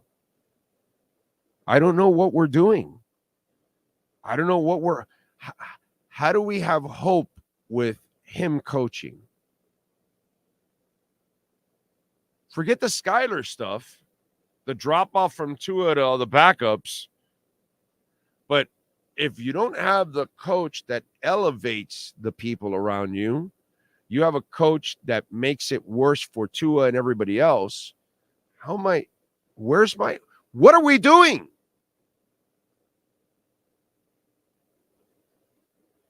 What are we doing? We're going to lie to ourselves every week? There's the poll question. Is Mike McDaniel the person to coach you out of adversity? I already voted no on that bitch. Saw that shit pop up. Let's see. Wait for Arch Manning in 2 years. What? Now you're asking me to tank for 2 years. Oh, man. Let's see. Dave says, if they tank, should they blow the whole thing up? We have high-priced, skilled players. No, you get the young quarterback, you draft your quarterback and more linemen, and then you go for it. And you do a Ben Roethlisberger. Hey, kid, don't F it up. Just get the ball to the guys, and we'll take care of the rest. That's all. Don't try to do anything. Just we'll take care of the rest. You have enough of a team around him. Do that. Do a Tom Brady, a Ben Roethlisberger. Those guys, their first Super Bowls that they won, they didn't really carry the teams or all. They just made a couple throws. But really, those teams carried those quarterbacks to a title. The second and third and fourth, and Brady was the man. The second one, Ben Roethlisberger, was a freaking monster. But the first championship for both those guys, all they had to do was make a couple throws. You have a pretty good team. You have all your picks, right? Draft your quarterback and a couple extra linemen, and let's go. Roll it back, but roll it back with a young. Now the question is, you get another coach because you can't have the same coach screw it up twice. Earl Morrall is no longer with us, but if he was, he could do the job. If you draft a young QB, he'll be in a better position to succeed than when Tua was drafted. That is very true, Ray. It's a very good point on your part. When is Tyler Hunt? When is the Pro Bowler reporting? I love how they use Pro Bowler. 87 quarterbacks couldn't play, so Tyler Huntley finally got the call, and he became a Pro Bowler by default. So he has Pro Bowler in his title every time. Big O, at some point you have to point at the GM. I know this all falls on the front office, dude. I know. It's all coming apart, dude. Unfortunately. Some of us have been saying that Tua wasn't the guy because he wasn't blind-ass fans, but the real blind-ass fans didn't see it until it fell apart. And Tua can play. Tua's problem is not that he can't play. Tua's problem is that he can't stay healthy. That's his real problem. And then he's put in a position where he has to kind of force it, and that's not who he is. You know? He's not the guy that's athletically going to take over, and he still doesn't understand that. So that's also his problem too. Tua doesn't understand who he is. That's probably Tua's biggest detriment, that he doesn't know who he is. And you know what? He refuses to know who he is. I guess he doesn't like who he is. That's probably what it is. Probably doesn't like who he is. He doesn't like that he can't run like others and he can't break tackles like others. So he thinks he can try to do it anyway. It's kind of sad. Marino was way bigger and knew he wasn't going to break any tackles, wasn't going to put shoulders into anybody. I like that Marino knew who the hell he was and just said, no, dude, I'll just beat you with my arm. Fine. Let everybody else do their. Hey, Marino retired and is gone, right? He's retired. He's there. He's gone. He's in the office, right? I don't hold shit against Marino. I know exactly what happened. We didn't do enough around Marino. I don't need Tua to go, oh my God, I got to run. I got to sell out. No, dude, I know exactly what you got to do. Everyone else has got to do their job around you. Your coach doesn't do his job. Your offensive line doesn't do their job. What do you want me to do, dude? You know what I mean? It's not all on you. But the problem is you start putting it all on you. Oh, I'm about to get sacked. Let me try to throw it away. No, dude, you're not a powerful arm. Don't throw it away. Just get down, cradle, and just take the sack. He doesn't know who he is. Tua Tagovailoa refuses to understand who he is. And as long as he does that, he will never become the player that he can be. Ted Ginn became the player he was because he understood who he was. We didn't, but he did. And had a fine career. Not a great one, not a Hall of Fame, not a Pro Bowler, not a whatever. But he had a solid double-digit career because he played it smart. He knew who he was. Marvin Harrison knew who he was. Warwick Dunn was a running back that made a living off you missing him.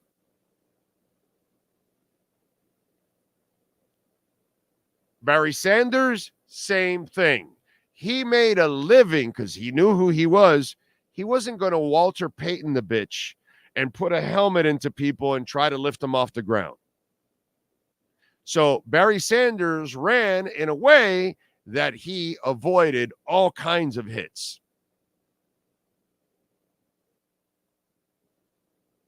Floyd Mayweather Jr.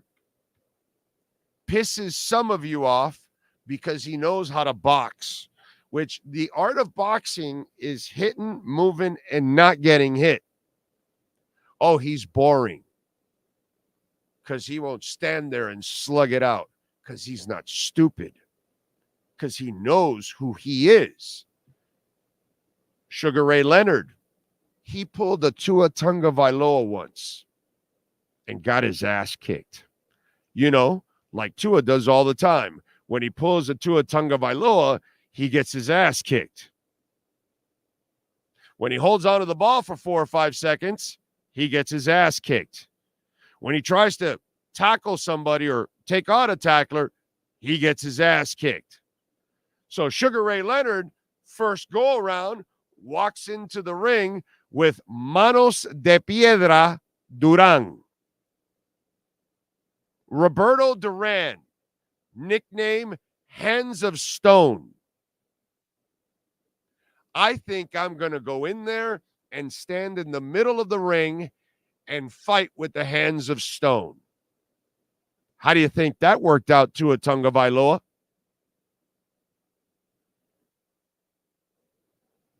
And then in the second fight, after getting his ass kicked, he went back to the Floyd Mayweather style of fighting because he did it before Floyd. He said, no, I'm not doing that anymore. I'm going to stick, move, and not get hit. And he stuck, moved, didn't get hit to the point that Roberto Manos de Piedra Duran couldn't get a hand on him. And he said, no mas, no mas, no mas. He gave up on a fight. In the middle of a fight, the guy gave up because Rocky couldn't catch the chicken.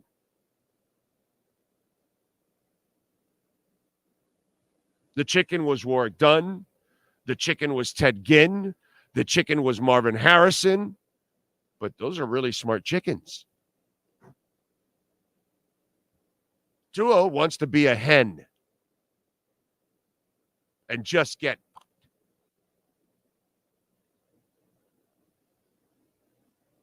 I don't know, man.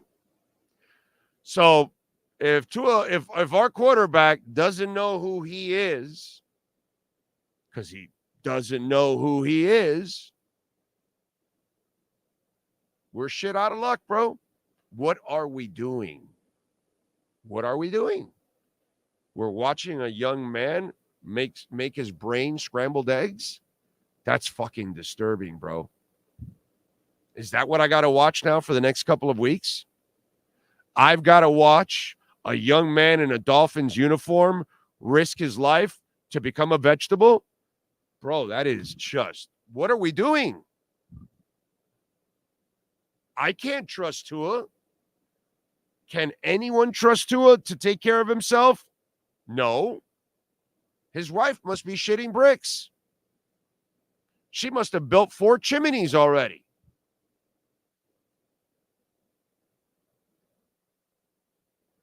I'm just being brutally honest here. I'm just saying what most won't write, what nobody on QAM is going to damn say, that's for sure. So this is what's going on. What are we doing? Are we all just lying to ourselves like Tua lies to himself all the time? Oh, no, I'm Josh Allen. I can do that. I can be completely off balance, no leverage whatsoever, and throw a ball completely out of bounds. Oh, yeah, of course, because I've got an arm like Cam Newton. I'm built, like whatever big quarterback you want to mention. But he thinks he can do it. He thinks he can put a shoulder into somebody. He thinks he can outrun people. He thinks he can hold on to the ball for 4 or 5 seconds. He thinks if he loses weight, he'll all of a sudden become Kyler Murray. Yep, little water bug running all around.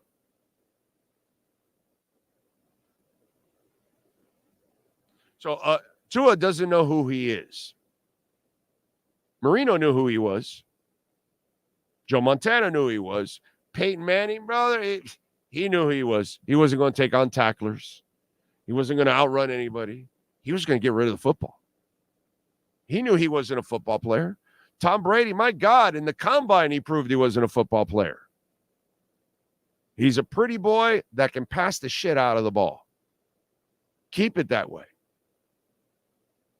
He had no intentions on taking on tacklers.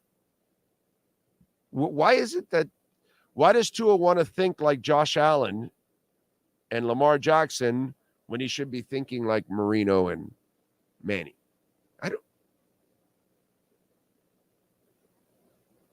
I never asked Manning to be a tough guy. I never asked Marino to be a tough guy. They're tough enough just staying in the pocket and getting a pass off. They're going to take hits there. That's all the toughness I need from you, dude. I don't know how many times, because that conversation they've had to have had that conversation with Tua over and over again. And if nobody's had that conversation there in Miami Gardens, brother, please, invite me over. If you need somebody to look to in the eye and be brutally honest because none of you have the balls to do it, hey, invite me, my man. Invite me because I'll do it. I'll do it with love, but I'll be brutally honest and tell them, do you know who you are? Who are you?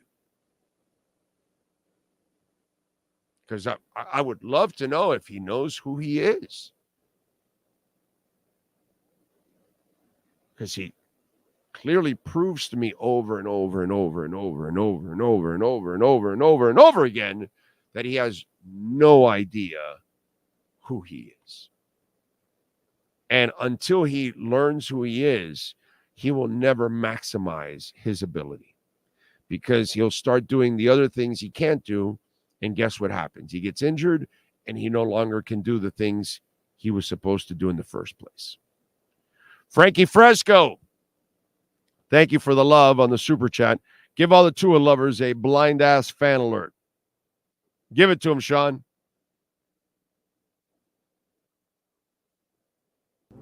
Blind-ass fan alert. Look out, everyone. We've got a blind-ass fan coming through.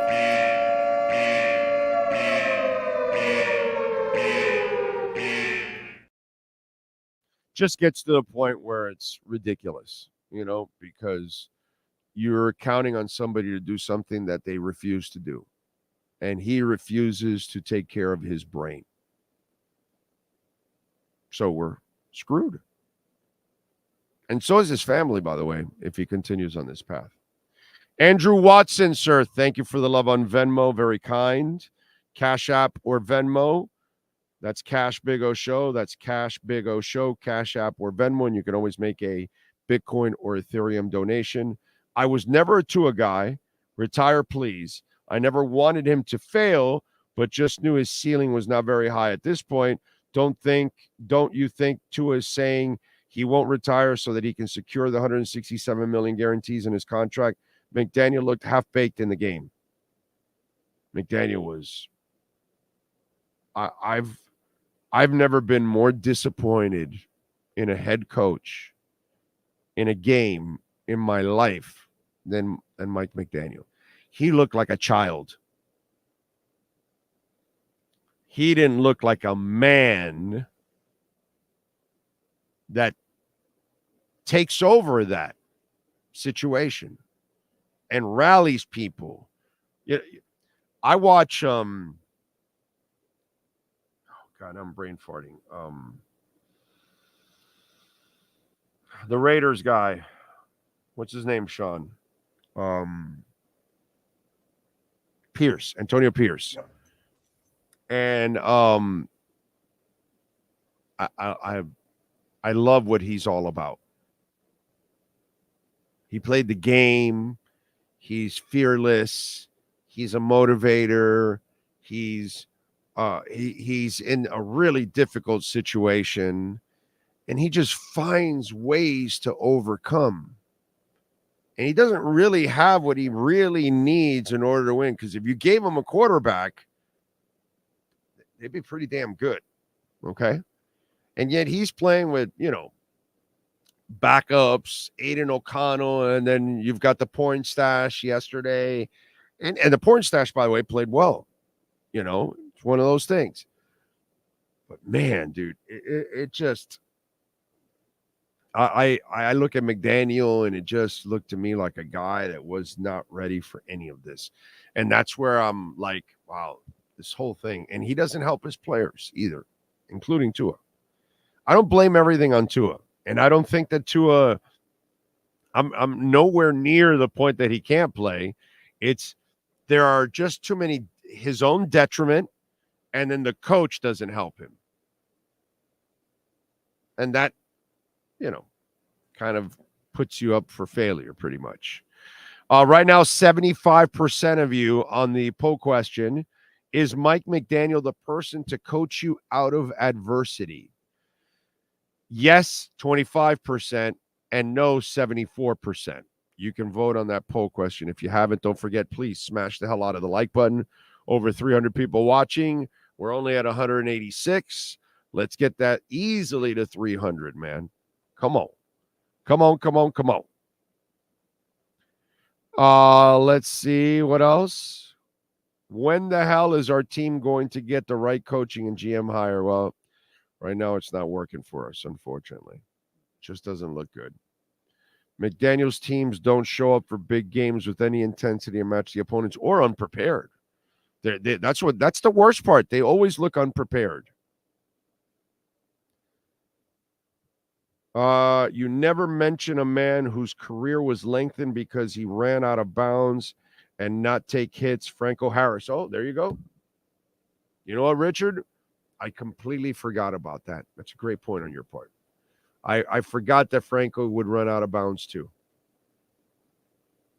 It's funny, man. And we all made the mistake with Ted Ginn. I know I did it. You know, we were all making fun of Ted Ginn running out of bounds and all that, and Ted Ginn was a smart one. And if you get Sloman's home shield, you will also be the smart one because your home will be protected like Sean Stanley and myself, baby. Sloman's home shield right now. Listen, you know the importance of security. That's why they're offering a free home security system, free professional installation when you use their low-cost central station monitoring. And the free system includes panel, keyboard, up to 10 door contacts, window decals, lawn sign, professional installation, lifetime service, communication device, and backup batteries. Man, 10 door contacts. That's a lot of doors. That's a big house. Anyway, Sloman's home up to 10 doors. In my house, it's like 2. So, you know, it's normal houses, but, you know, hey, some of you may be fortunate. You may have bigger homes. Sloman's Home Security offers custom top-of-the-line home security systems that are designed to detect intruders, alert the authorities, and give you real-time updates right up to your smartphone. And their state-of-the-art central station monitoring will keep you protected 24/7. And you're going to love it because I know Sean does and I do too. You get the alerts right away. Anybody's like close to your house, whatever, or you can put cameras inside. Sean doesn't have it, but I have cameras inside because I have dogs. I have 4 dogs. So I have a couple cameras inside the house. I like to keep a view of the dogs going on and all that kind of stuff. So it's a beautiful thing. Please call Sloman's. We're in 14 different states, so we could be in yours. 1-800-ALARM-ME. That's 1-800-ALARM-ME for Sloman's Home Shield. All right.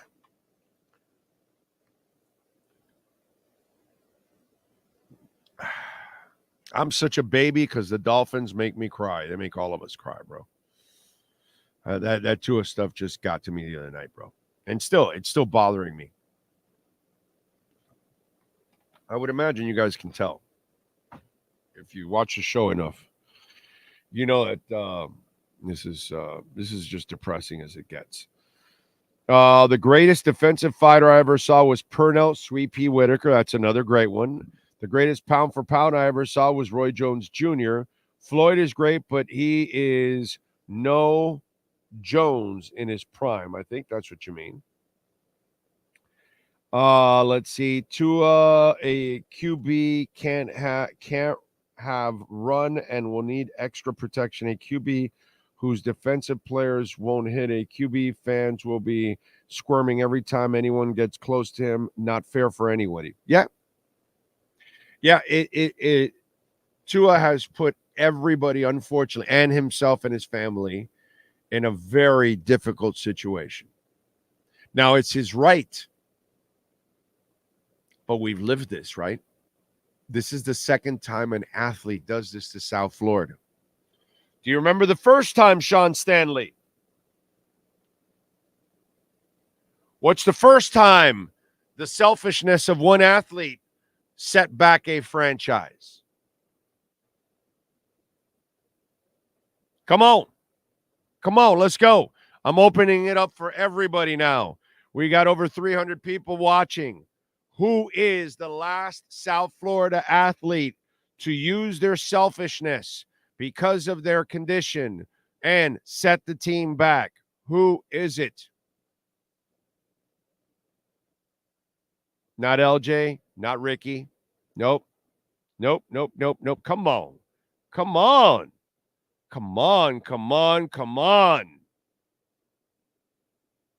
on. Let's go. I can't believe you people are stumped. There you go, Frankie Fresco. Chris Bosh wanted to come back from something the doctors told him the blood clots just don't. Nope. And he wanted to do it, and he wanted to do it, and he wanted to do it, and he wanted to do it. And let me tell you something. Chris Bosh is a phenomenal human being. But there were many ways that Chris Bosh kind of screwed the Heat. First of all, he refused to get signed here straight up so they don't have to give up the first-round picks, and LeBron also. They forced Riley to trade the first-round picks to both Toronto and Cleveland so they can keep their bird rights and get paid the max. Shows you that Riley really doesn't have the juice. Okay? Not for nothing. I'm just calling it like I see it. Then the next time, everything happens and blows up with LeBron. Chris Bosh goes to Houston. He's about to sign a deal with Houston for less money, like $20 million. I believe it was like $98 million, and I think the Heat had to pay him like $120. And so in order for him to come back to Miami, he forced Riley to give him the max deal. He forced Riley to pay him more than Houston was going to pay him. And Riley provided the atmosphere for him to win the 2 titles. Showing again that Riley doesn't have the juice that we all lied about to ourselves. You know how we lie to ourselves, Ted Ginn, he should do this. We lie to ourselves about this. Same thing. Anyway. And then he has the blood clots. And it goes against all medical whatever. And he continues to come back and set the team back and set the team back and set the team back.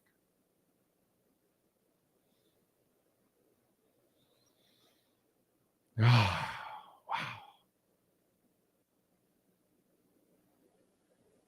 And so now you've got a quarterback that can't stay healthy, refuses to play the right way, because he refuses to play the right way, because eventually he will do something stupid, and eventually a lineman's going to let a defender through, because the Dolphins don't have a very good offensive line.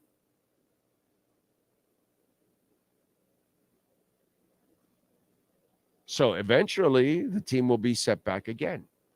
That's why I say, what are we doing? This is the time to tank. Problem is, they can't tank over there on the other side, because if you tank, you have to clean house. Right? That's what they're going to say. And if you play, you're going to win some games, and you're going to end up, screwing yourself in the draft. And then Tua retires anyway with the next concussion, and now you don't have the draft pick that you had before, like right now. It's tough, man. This is just really, really tough. So Bosh is the only other player that has had a health condition that is now going to set the team back, because we have to sit there and wait for the next blood clot or the next concussion. Like, this sucks now. Now we have to watch these games and watch every down he takes and pray that he doesn't get hit, dude. Because none of us want to see the fingers. Oh, my God. When I saw that, I was like, oh, no.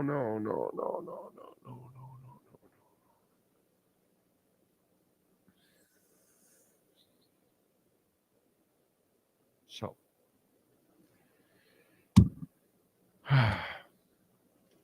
we're going to tell you, man. Big O, it's not just you have to play the right way. He is going to take hits, period. It's football. Did you watch the game last night? Houston and the Bears? Those 2 quarterbacks were taking a beating. Do you think Tua Tagovailoa could have survived? Did you watch the game last night at all, Sean? Okay, but you saw quarterbacks taking hits, right? Do you think Tua could survive that game yesterday? Probably not, right? If you're honest. Watch that game yesterday. If you watch Sunday Night Football, I don't know if you could survive that game yesterday. So, yeah, you're a thought. What are we doing? What are we doing? The man has a blood clot. You're still going to play. You're still going to put your life at risk. We all know you're putting your life at risk. We all know there's a good chance you can't do this. And guess what? You couldn't do it. Thank the Lord your life wasn't put at peril right there. Thank God we didn't have to go through Hank Gathers. For you youngins, go back and do your homework. So now we got to go and watch this young man put his life at risk. I'm just going to be so sick to my stomach and disgusted with myself, by the way, that the sport I love, the team I love, all that, and we will do anything and it doesn't matter, and we just don't give a shit about the human being. And then the human being also doesn't give a shit about himself. So then we're all subjected to it. And it's not fair to the fan base because we all know what the inevitable is. What are we hoping for now? That all magic, that it all stays together and he never gets hit again and we run the table to the title? Is that what we're thinking? It's just not fair to us that we fill ourselves with that empty hope, because it's football. You're going to take hits. He doesn't look like he can take hits. Call me crazy, but I'm still hoping McDaniel can pull this season out of the gutter and hoping Tua can come back and play the rest of the year. That's the best case scenario for the team. Yeah, of course. But think about what you're doing. You're lying to yourself on both levels. That's pure hope and miracle. None of it is factual. There's nothing behind it that says it should happen. And that's what we seem to do to ourselves all the time as Dolphin fans. We sit there hopeful. It wasn't hopeful with Shula. It was confident. Like, you knew you were going to win. You knew you had the best coach. You knew you were better prepared. God, it's so different.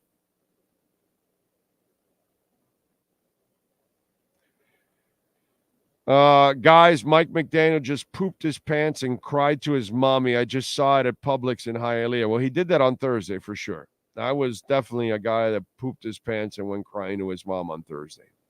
John Geeb, as a season ticket holder of many years, I'm pissed. Well, you should be.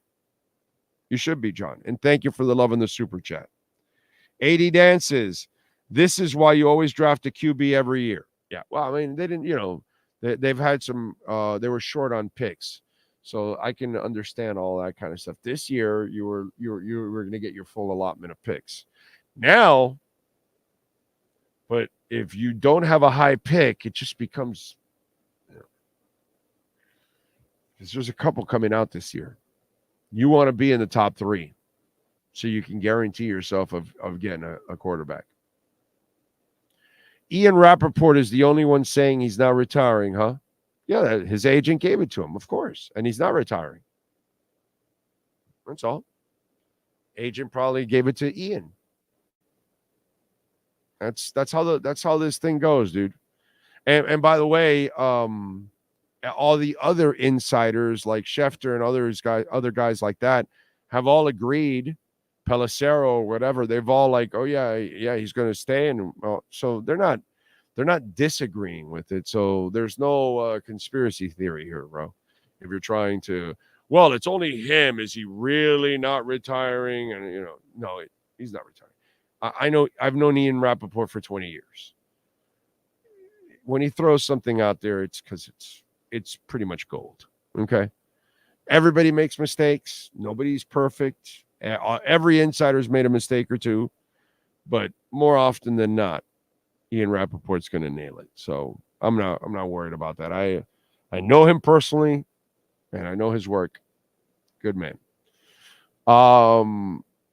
I wouldn't feel so scared for Tua if we had a top-notch O-line, but with these guys we have now, I'm scared as hell for Tua. Exactly, Aaron.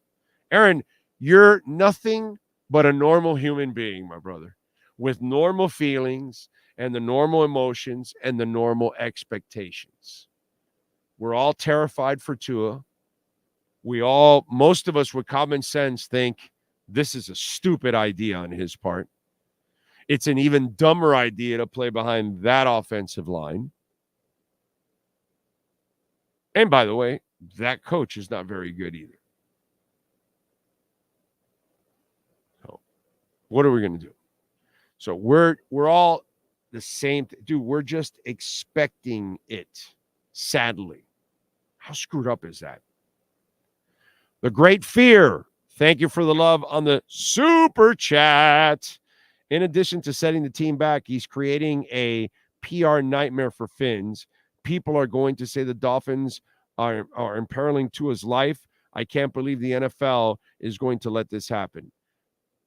If the doctors clear it, the NFL has no choice. And that's where, by the way, that's where their hands are clean. Their hands are absolutely clean from this. Doctor clears him. He wants to play. He knows the risks. The doctors have told him. Coaches have told him. Everybody tells him. Hands are clean. NFL has, you can't sue the NFL. And by the way, you shouldn't sue the NFL. Dude, you decided to play football. Football's super dangerous. You blow out your hip. You have brain damage. Bro, you chose to play football. I feel bad for you, but I'm not surprised. Who's going to be surprised? And after everything you've suffered, you still want to play? Hip, ankles. Remember, this is the guy that busts his ankle and then says, titanium rod. He's a maniac. Tua Tagovailoa is a maniac. He wants to play. And now we all have to cringe because we love the kid. He is so likable. You root for him. You want him to succeed. But you don't want to see. You just don't want to see that. And then the worst part is he doesn't take care of himself and he's behind a bad line. Holy shit. That's the great fear. Great fear. By the way, yesterday, InterMiami, or Saturday night, InterMiami got it done 3-1. And, sometimes you want to find the Cutter's Edge Pro MVP of the night. And I think Saturday night, it's clear cut who was the Cutter's Edge Pro MVP of the night. Who's last night's MVP? For your complete landscape solutions anywhere in South Florida, there's only one MVP. CuttersEdgePro.com. Here's our CuttersEdgePro.com MVP of the night. All right. So they won 3-1. And you would say, well, obviously, Lionel Messi. Definitely. I mean, the man had 2 goals. He scored in the 26th and the 30th minute. Suarez, by the way, scored his 17th goal of the season in the 90-something minute. I don't know what minute it was, 90-something. But it was whatever, okay? And you would say, well, then we've got to go with Lionel Messi as the Cutter's Edge Pro MVP of the night. Yeah. Now, that would be too easy. That would be too obvious. You know who I'm going for as my Cutter's Edge Pro MVP of the night? I am going with the one and only Drake Callender. That man had 7 saves, okay? That man made save after save, saves out in the open pitch. The 2 saves he made away from the box were just absolutely sick. You don't win that game without Drake Callender. Yeah, I'm going to take it for granted that Messi scored those goals. I'm going to take it for granted that Suarez scored the goals. But I am not taking for granted what Drake Callender means to this team and the defense that he plays every single week, dude. I mean, it was absolutely awesome. It was save after save. It was like 700 saves in that game. And if you need to save your home, your business, your HOA complex by adding some beautiful landscaping, call my friends at Cutter's Edge Pro. William Quigley and the boys. Synthetic turf, great for the dogs. Landscape design, outdoor lighting, tree trimming and removals. They do it all. And remember, I always tell you this, that the landscaping also improves the quality of your life. Believe it or not, the more trees, the more landscaping you add, the more shade you have in the backyard, you can hang out in the backyard. It's interesting. Like, oh man, it's hot out there. Yeah, but if you add a lot of shade, then you got now all of a sudden it drops 10, 15 degrees. You know, and let me tell you something. If you add even more trees around your home and have the trees absorb the heat, not your home and not the walls of your home and everything else, then all of a sudden you're going to notice your AC has to work less. It's pretty cool. So landscape improves the value of your home, improves the look of your home, your HOA property, your business, anything that you add landscaping, you improve the value. And then it also improves the quality of your life at home, which is beautiful. I mean, if you can spend a little more time out in the backyard, you pay for the whole yard, right? You might as well use it. Man, get some shade in there. All of a sudden, you're going to be able to spend more time back there. You're going to use less AC. You're going to spend less electricity. You're going to save yourself some money. It's pretty cool. It's pretty cool. And it's outdoor insulation because the sun, well, the plants are all absorbing all the heat instead of your home. It's a beautiful thing, man. So many ways. Call the people at Cutter's Edge Pro, Dade, Broward, Palm Beach counties, 954-472-0622. The MVP of the night is brought to you by CuttersEdgePro.com. Servicing HOAs, condominiums, townhomes, commercial properties, corporate parks, and malls throughout South Florida. CuttersEdgePro.com. Providing South Florida MVP performance every day of the year. Right. Usain Bolt couldn't avoid the rush behind that line. That's a good one. I like that one. That was strong. Remember, Cash App or Venmo at Cash Big O Show. That is Cash Big O Show, Cash App or Venmo, and you can make a Bitcoin donation. Dave in Vernizzi, thank you, sir, for the love on Cash App. Very kind of you. Very kind of you. Thank you.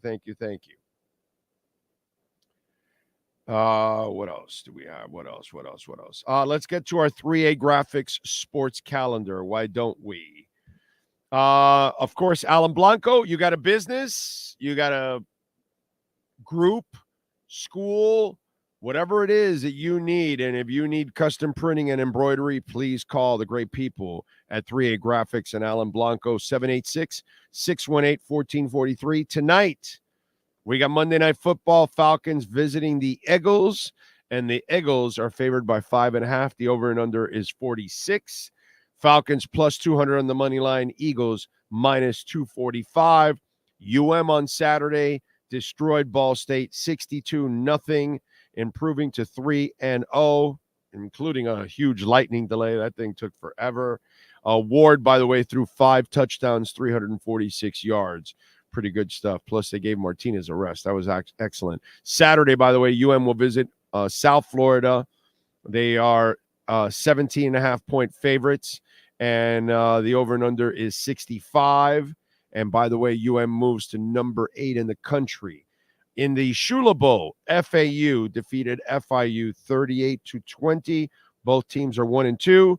In football, InterMiami defeated Philadelphia on Saturday night 3-1. Messi with goals in the 26th and 30th minute, and Suarez also added one in the 90th minute. Drake Callender, MVP of the game, so many saves.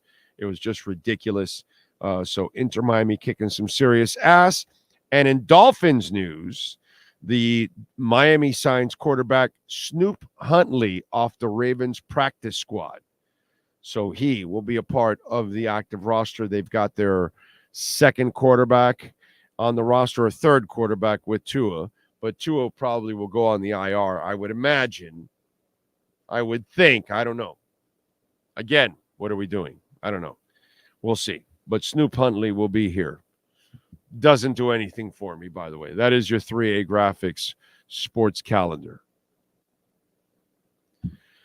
As seen on YouTube, says Big O, the Dolphins should have made a push for Justin Fields, even as a depth backup quarterback. He could have been had for cheap. Yeah, but at this point, Justin Fields doesn't fit what you do here, bro. He doesn't have accuracy. So I disagree with you on that one. He's a runner. He's an athlete. He's not a real quarterback. They're looking for a passer. And by the way, I don't even think this guy Snoop is that, but whatever. I guess they'd rather have a guy that can run around a little bit for now because they can't really find a passer for this offense. By the way, Elizabeth Warren, who is a piece of crap, but she just said out there she wants the Feds to cut 3/4 of a point. And because now they say it's going to be half a point that the Feds will do later on in the week, but 3/4 of a point, that would be pretty good. That would be pretty good. But again, how are you going to trust that turd? You know what I mean? That woman is cancer to cancer, basically. Is what it is. I continue to hate myself for thinking this year would be different. That's all of us, Brooklyn Rob. It's, we're kind of tired of this shit, and we want them to turn the corner. McDaniel bubble wrapped this team during the preseason and training camp. Starters never played together, and it shows on the field. Yeah. Liam is on the ground so much, I swear he's crawling around looking at ants. He does end up on the ground a lot. Although he hasn't been too bad the first 2 weeks. Considering some of the other guys, he really hasn't been the major issue, which you would think. I would rather have Snoop Dogg at QB. So would I. I've never seen a town after one loss give up on it. It's not one loss, dude. Don't be stupid. It's the whole Tua thing and the coach. The Tua thing ends it all. There is no backup.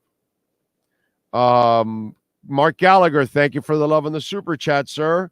McDaniel is not a leader of men. We see kisses on the head and pats on the back. Where's the shoe up the ass? Need both to move a team forward. And McDaniel deserves every bit of that criticism that you just laid on him, sir. Big O, let's give InterMiami a victory cigar and give a Cutter's Edge Pro MVP. Well, we already did our Cutter's Edge Pro MVP, and I gave it to Calendar. But let's give the Canes a victory cigar. Let's give InterMiami a victory cigar. Let's give FAU Owls, the winners of the Shula Bowl, a victory cigar.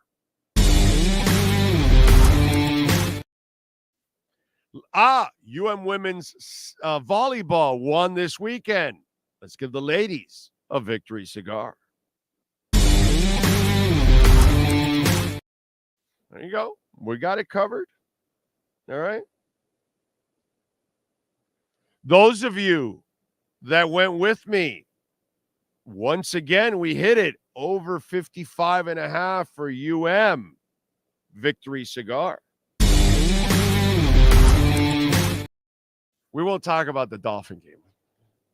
We won't talk about those bets. Don't worry about that. Do you know that I did take them plus 11.5 at one point?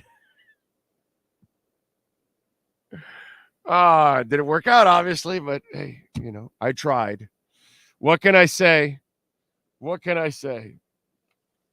Oh, they'll come back. Come on, they got to come back. No, they're not coming back. No, not coming back. That was painful. Man, that was painful. Very frustrating.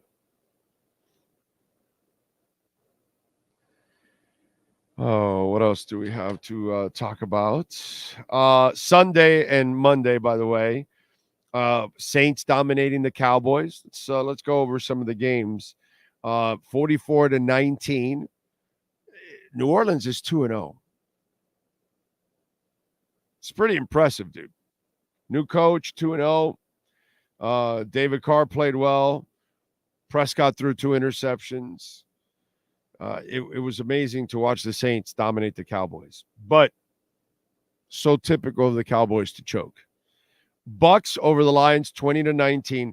That Lions ending with the field goal unit coming out, but then the offensive unit needed to spike the ball, and they ended the half that way. It was just like, ended the game that way, and it's just like, the shit that sometimes goes on with Dan Campbell.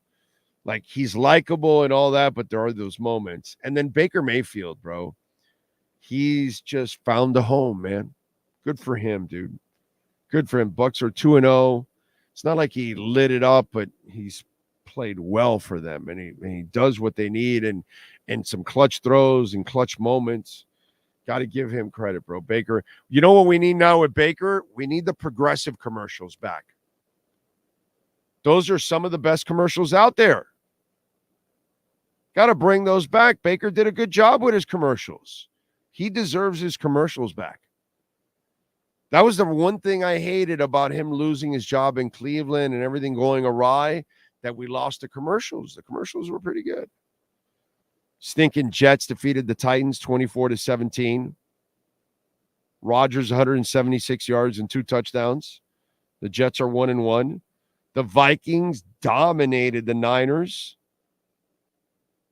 but not the score, 23-17. But man, it looked like they were like all over their ass. Sam Darnold, 2 touchdowns and interception, 268 yards. Justin Jefferson had 133, including that 97-yarder, which, by the way, props, I forgot the name of the receiver, but the receiver that ran all the way down to help out Justin at the end to just kind of get in the way of the defender. What great effort by his teammate, dude. That was fantastic.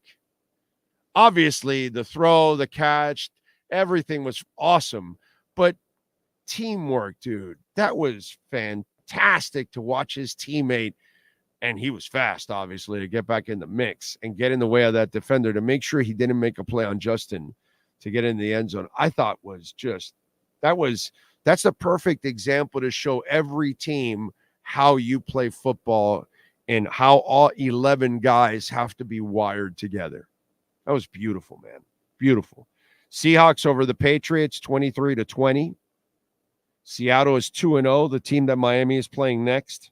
Geno Smith, 33 of 44, 327 yards and a touchdown. By the way, speaking of Geno Smith, not that Geno cares, but he is from Miami Edison, and I want to mention it again. The folks at Miami Edison Senior High are having their class reunion, class of 74, their 50th reunion. It'll be Saturday, October 5th. It'll be at Miami Shores Country Club, 10,000 Biscayne Boulevard, from 7 to 11 p.m. Open bar, 5-course buffet dinner, DJ, photographer, tickets and all that. Go to the Facebook page, Miami Edison Senior Class of 74.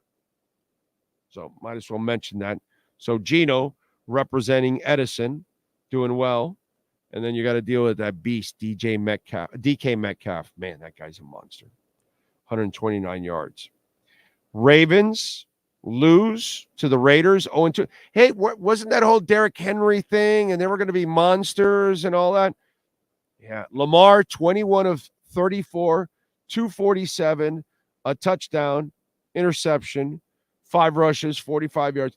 Wow, Lamar couldn't dominate on the ground, huh? So I guess he wasn't that effective as a quarterback, huh? And they really needed a passer at the end of the game there. Yeah. But hey, don't worry. Hang in there. There'll be 2 or 3 games this year where he'll be lucky and he'll connect on a few passes and you can brag about his passing then. Now, let me tell you something. If I could get Lamar Jackson, the human being and the athlete, and then I can get Kyler Murray's ability to pass the ball, I would have the perfect player. Kyler Murray, by the way, 17 of 21, 266 yards, 3 touchdowns, 5 for 59. James Conner was 21 rushes, 122 yards. Marvin Harrison Jr., 4 for 130 and 2 touchdowns. The Cardinals, throttled the Rams, dude. 41-10. Wow. Kyler Murray looked good. He can pass the ball, dude.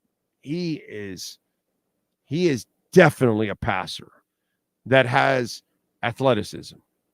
But he only runs if he really has to. That's what I like about Kyler Murray. He's got to just kind of cross that threshold. But, man, he can pass the ball. He can definitely pass. Steelers are 2-0. How? I don't know how. I can't figure it out. But Mike Tomlin, that dude can coach. 13-6 over the Broncos. Still waiting for that. What's the kid's name? Nix, right? For Denver. Is that the kid's name? Bo Nix, right? That's it. Bo Nix. I mean, because Bo Nix was supposed to be the guy, right? A lot of people said that he would be the guy, and that our boy, what's it called, is going to get him over the hump. 20 of 35 for 246 and 2 interceptions. Sean Payton, that's your project. Go for it. Let's see. Chiefs, the Chefs edged the Broncos 26-25. So KC's 2-0. Texans 2-0. They beat the Bears 19-13. Caleb Williams has no line. He has a lot to learn. He's far from perfect, but man, that's bad. That is bad. That is mafugly, is all I can tell you. Don't forget that the program is brought to you by Welt and Rayom. We love talking about Jeff Welt and Daniel Rayom. I know Jeff Welt was happy, boy, watching the U trash Ball State. I know he's happy that the U is back. I know not all the way back. We can't say that yet, but they're looking good. They're looking good. He's a big sports fan. Loves his Dolphins. Loves the U. Loves everything about the U, man. So call Jeff Welt. Daniel Rayom, the man's a stunt pilot. So, you know, whatever he does in the courtroom is like nothing. He's got ice in his veins. He's a stunt pilot. This is the kind of guys you want protecting you. Trust me, lots of our listeners have dealt with Welton Rayom, and they've all cashed in. Big. Call them 954-966-4646. These are the 2 tackles that you want protecting you.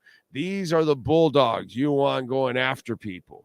Bankruptcy, homeowner property damage, condo damage, criminal defense, business owner claims, commercial litigation, personal injury. They can help you in so many ways.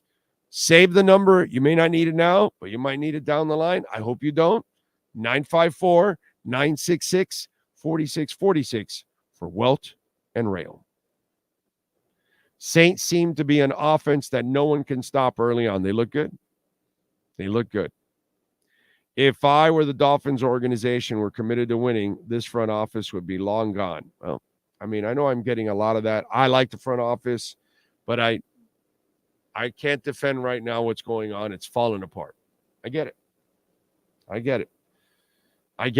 And it's interesting how it's the one domino can affect everything. You know? So we'll see. Nick Hicks says, wait till the part of Dolphins Twitter finds out I've been training Tyler since he was a sophomore in high school. Nick does a good job. But I don't know. I can't believe in Tyler Huntley. I would love to, because I'm a Dolphins fan, but I can't believe in Tyler Huntley. I'm hoping my man Tua would learn his lesson. But I don't know if that's going to happen either, my friends. Just don't know what's going to happen there. All right, Cash App or Venmo at Cash Big O Show. That is Cash Big O Show. Cash App or Venmo.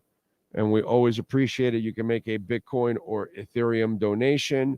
Let me get to a little music news. Well, you saw what happened between Perry Farrell and Dave Navarro on stage with Jane's Addiction. That's crazy. And I know that there was problems with the sound and the singing, but Perry's got some other issues and other demons. But that was kind of weird, dude. But let's get to some of the stuff here. First of all, let's get to... Hey, wait a minute. All right, here we go. Musicians born on this date.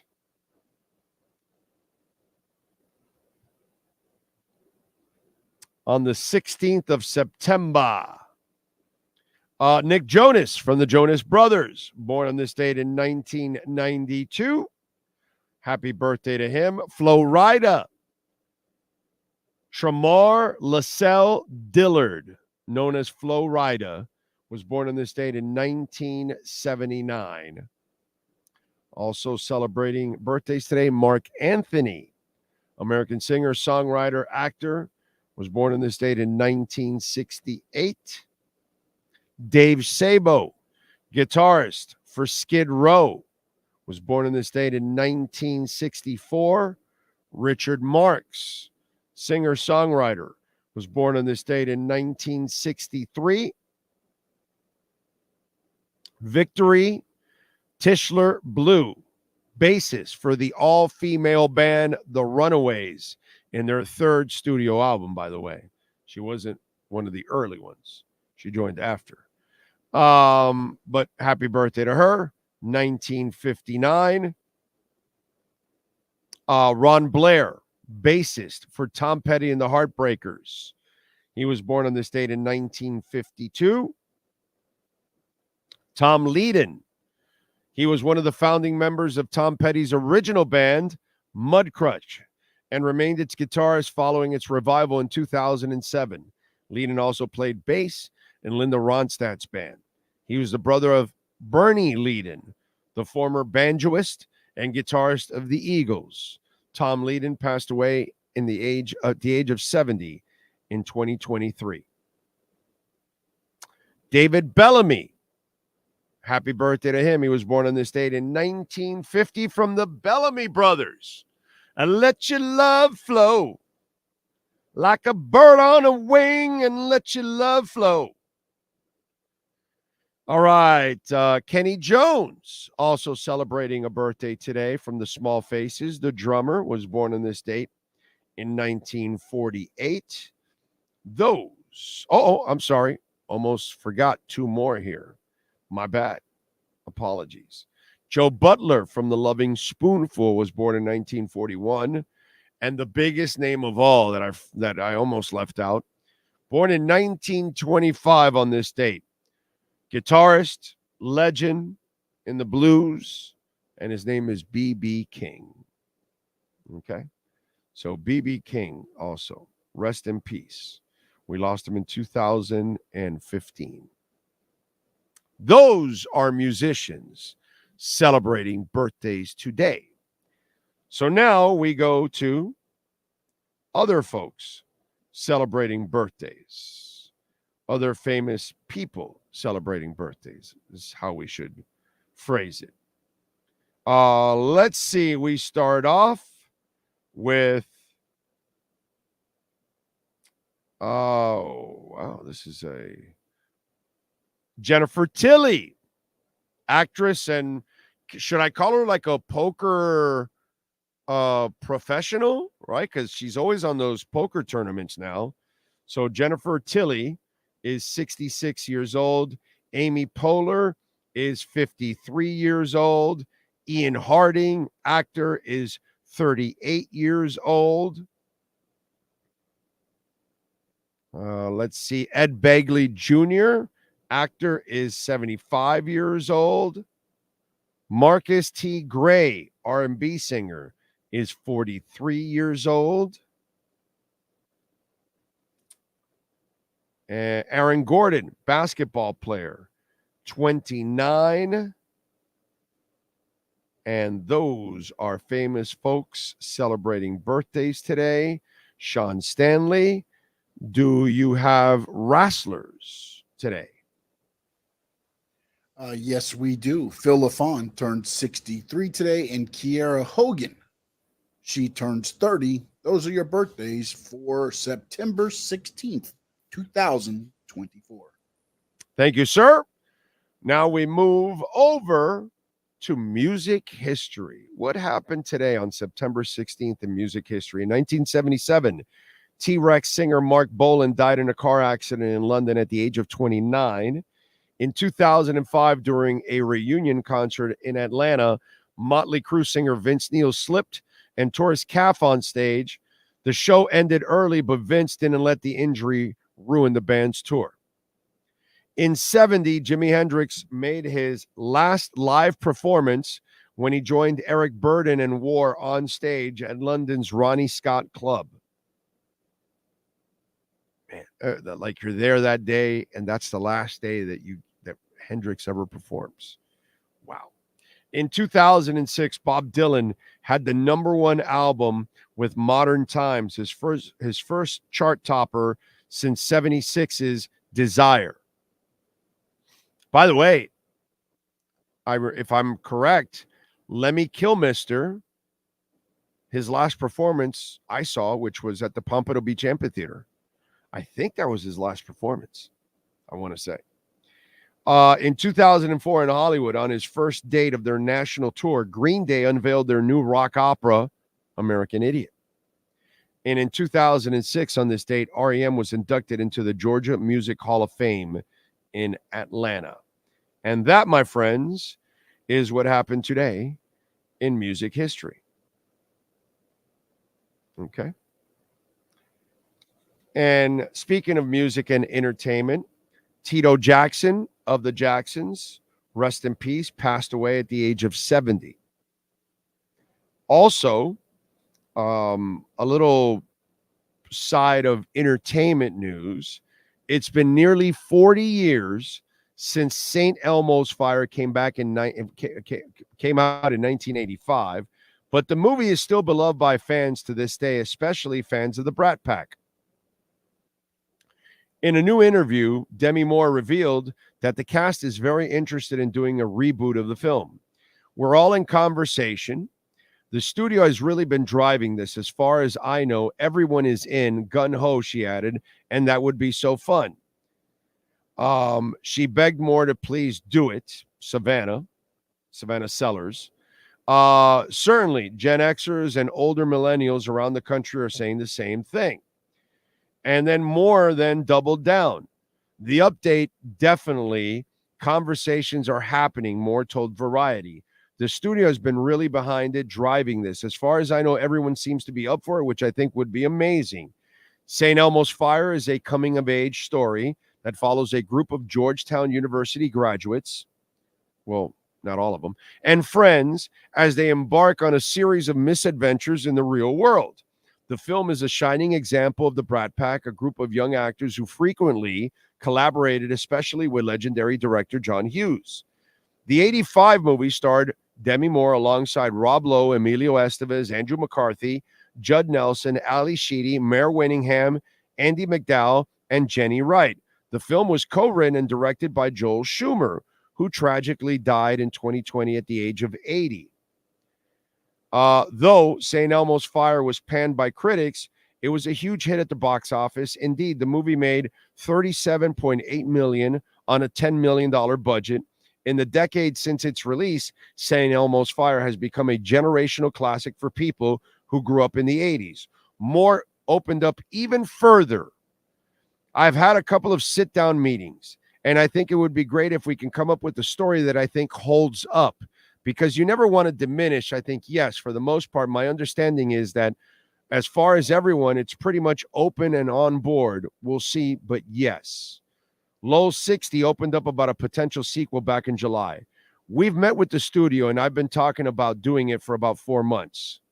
But it's very, very, very, very, very, very early stages, he cautioned. So we'll see. McCarthy 61 told People magazine back in June that a potential St. Elmo's Fire sequel gets brought up all the time. Actually, I was talking to Rob Lowe about the very topic about 2 months ago, and we're like, sure, bring it. I think 30, 20, even 10 years ago, people would have said no. He said, but now I think, again, you get older and you kind of look back on these things with a certain affection. And there's nothing to prove to anyone, he said. It was so nice when we met everybody. It's like, who cares about the Brat Pack labels? It was 35 years ago. Does it still matter? But it's still interesting to look at the kind of go.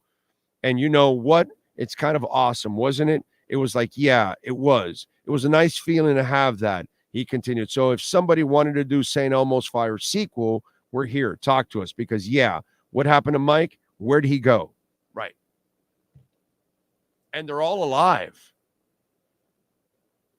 You know what I'm saying? The main cast, you know, as much as I'm an Andy McDowell fan back in the day, because I was a big Andy McDowell fan, like she smoke show. You know what I'm saying? And in that movie, it also shows her legs. She's got great legs. But that's not, you don't need to bring back Andy McDowell. Just the cast itself. Now, you have to write it in a way where you have a comedic edge to it, but you also have a dramatic edge to it, and it's going to be hard. You're not going to recapture what happened in their youth. So now you've got to try to recreate something that is more reality of what's going on for them. You know what I mean? So you're going to have to create another world for them because they're not in college anymore. They're not getting drunk and high and laid and all that. That's a whole different world now. So it's tough, you know. But I'll tell you this, as a guy back in those days, not only Andy McDowell I had a crush on, but I was a enormous Demi Moore fan. And that's my favorite Demi Moore. That Demi Moore. The Demi Moore that came after, yeah, she got even finer because, you know, she built herself up and her body and all that. And, you know, was it Deception? Not Deception. What was it? The one with Michael Douglas, you know, and all that. Yeah, and she was a workout fiend, and I get all of that. But that Demi Moore from St. Elmo's, that's my favorite Demi Moore. That was my favorite Demi Moore, I got to say. But you're not going to recapture that. It's going to be hard. It's going to be hard. It's going to be near impossible to recapture that. But I wouldn't mind seeing it. Just I hope somebody is able to write something really, really good. Finn Base, thank you, sir, for the super chat. Sounds like Miami signed Huntley. Yes, they did, sir. There are no moral victories. My Bills started a year 0-8 and won a few meaningless games down the stretch and got Marcel Darius instead of Von Miller and Cam Newton. Yeah. Yep. Getting pushed down, concussion, sacking, concussion, scrambling, concussion. No safe way to play. I know, Mr. Majestic. And that's the tough part for all of us. To watch Tua and the risk of him. I just see those fingers curl up again. It made me sick to my stomach, dude.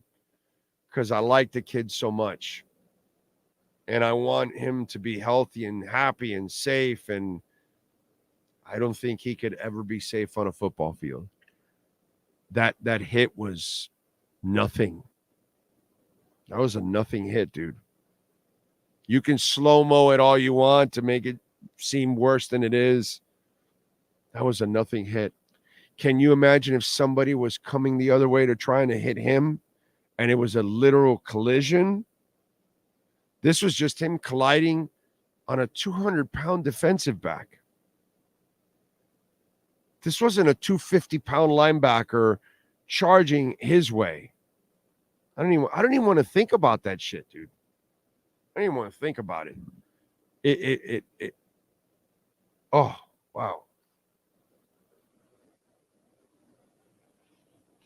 Tua isn't the only one responsible for this. Greer, McDaniel, the whole organization who wanted Tua continued the lie that he was healthy, gave him the big contract, put all the chips.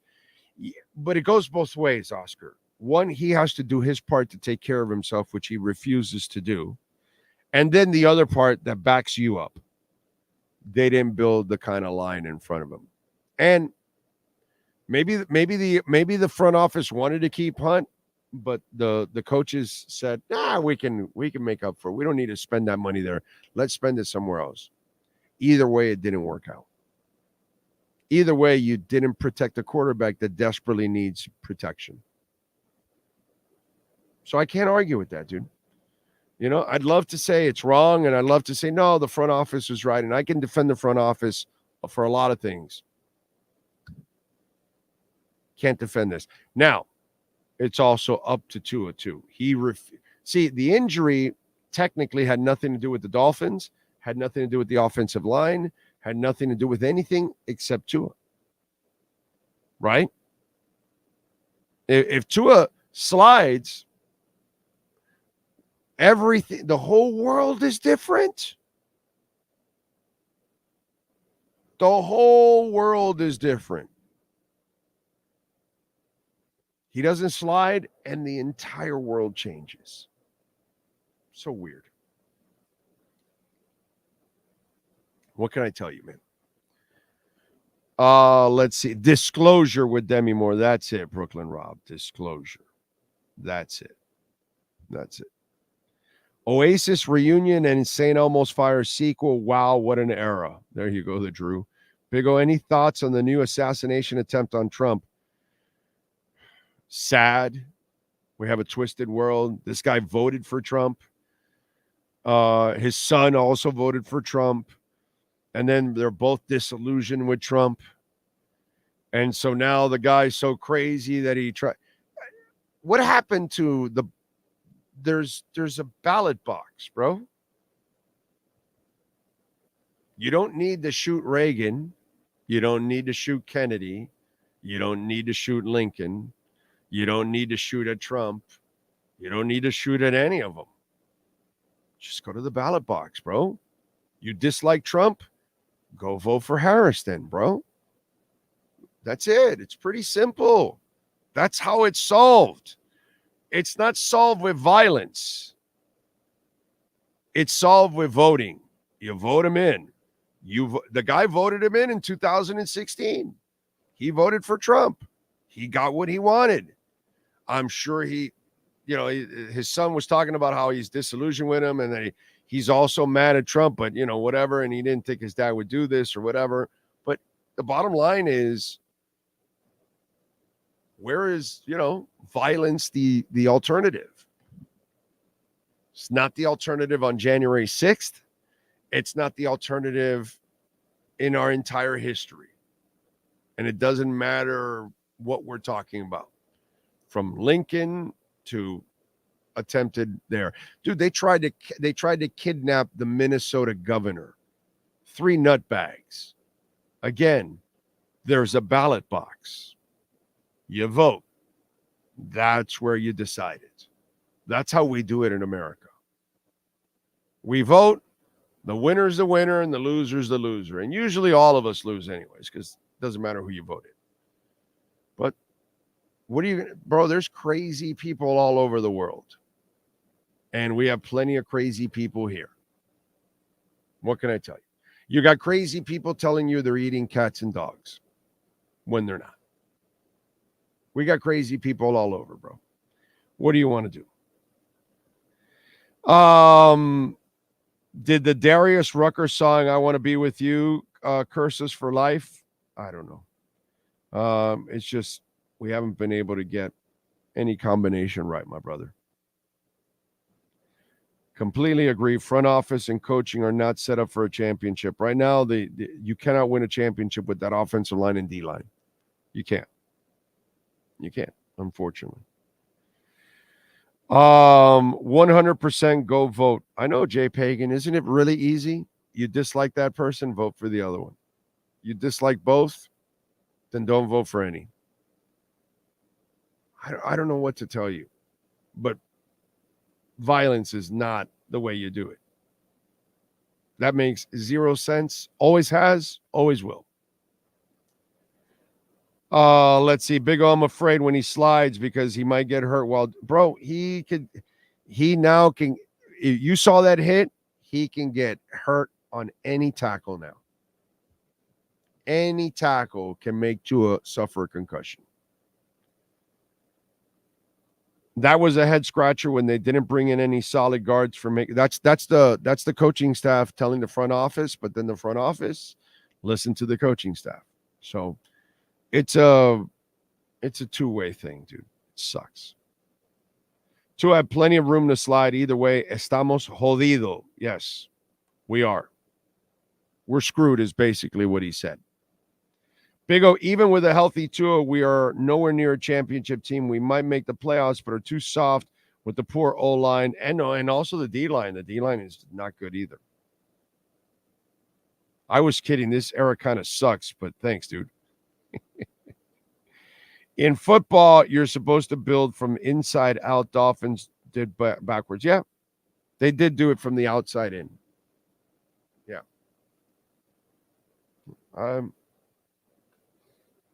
When you're right, dude. You know, if I think you're wrong, I'm going to tell you you're wrong. But when you're right, you know, it is what it is.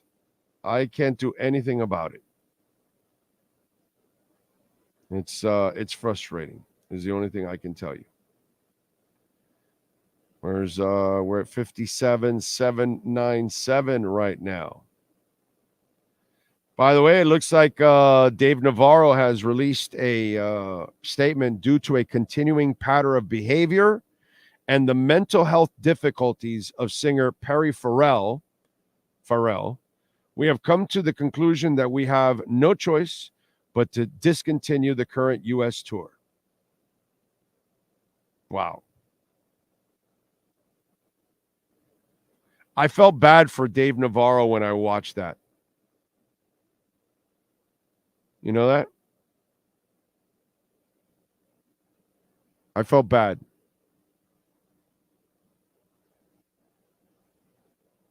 He really composed himself, and Perry obviously has some issues, you know. Sucks. But hey, listen, you saw him here in South Florida. You saw those of you that saw a few dates. This is why, like the Oasis thing, I say try to go early to the Oasis tour, because you just never know what's going to happen with those two boys. It could get ugly. It could get ugly. Hopefully McDaniel can show some gonads and get this team to respond this Sunday. It's going to be tough. I've never been to Seattle, man. I'm looking forward to it. I'm looking forward to going to Seattle. Looking forward to going to a couple concerts. Looking forward to seeing the city. We'll have all the information for you the next couple of days. Tomorrow we'll start sharing it. What we're going to do at the Cove. We'll be there definitely for pre and post game show, but we'll definitely do something on Saturday. I'm picking you up on Friday, right, Sean? You arrive on Friday night, right? Is it? Or Saturday afternoon or Saturday morning? What is it? No, Saturday's the LA one because it's a Monday. This one's Friday. It's basically Saturday morning. It's Friday at like 11:40 or something like that. Friday night? Yeah. Oh, 11:40 Friday night? Okay, good. All right, that's awesome.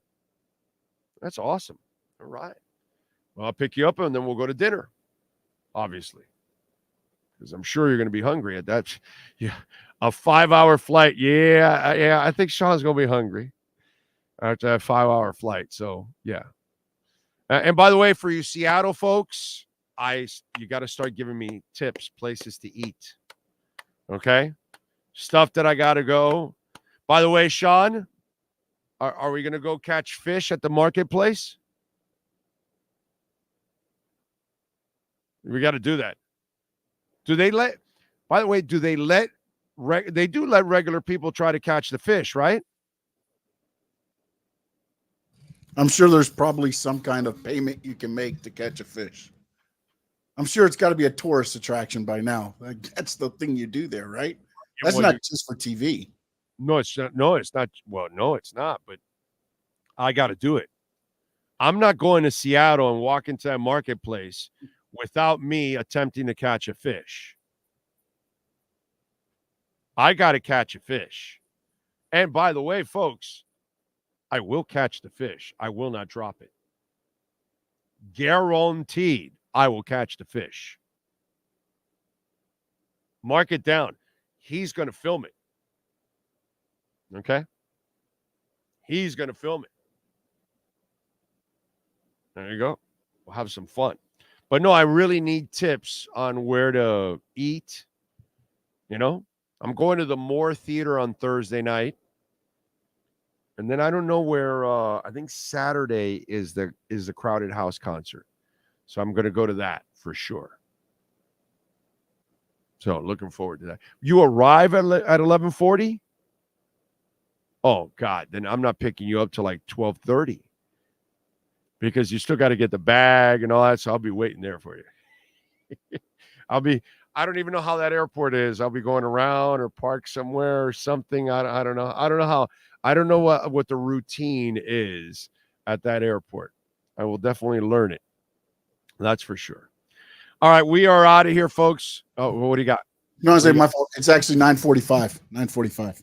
Oh, okay, that's not that bad. All right, so by 10:30, you should be out.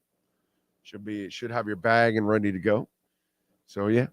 All right, good stuff. We'll still go get some dinner, you know. But again, Seattle folks, I need some tips, man.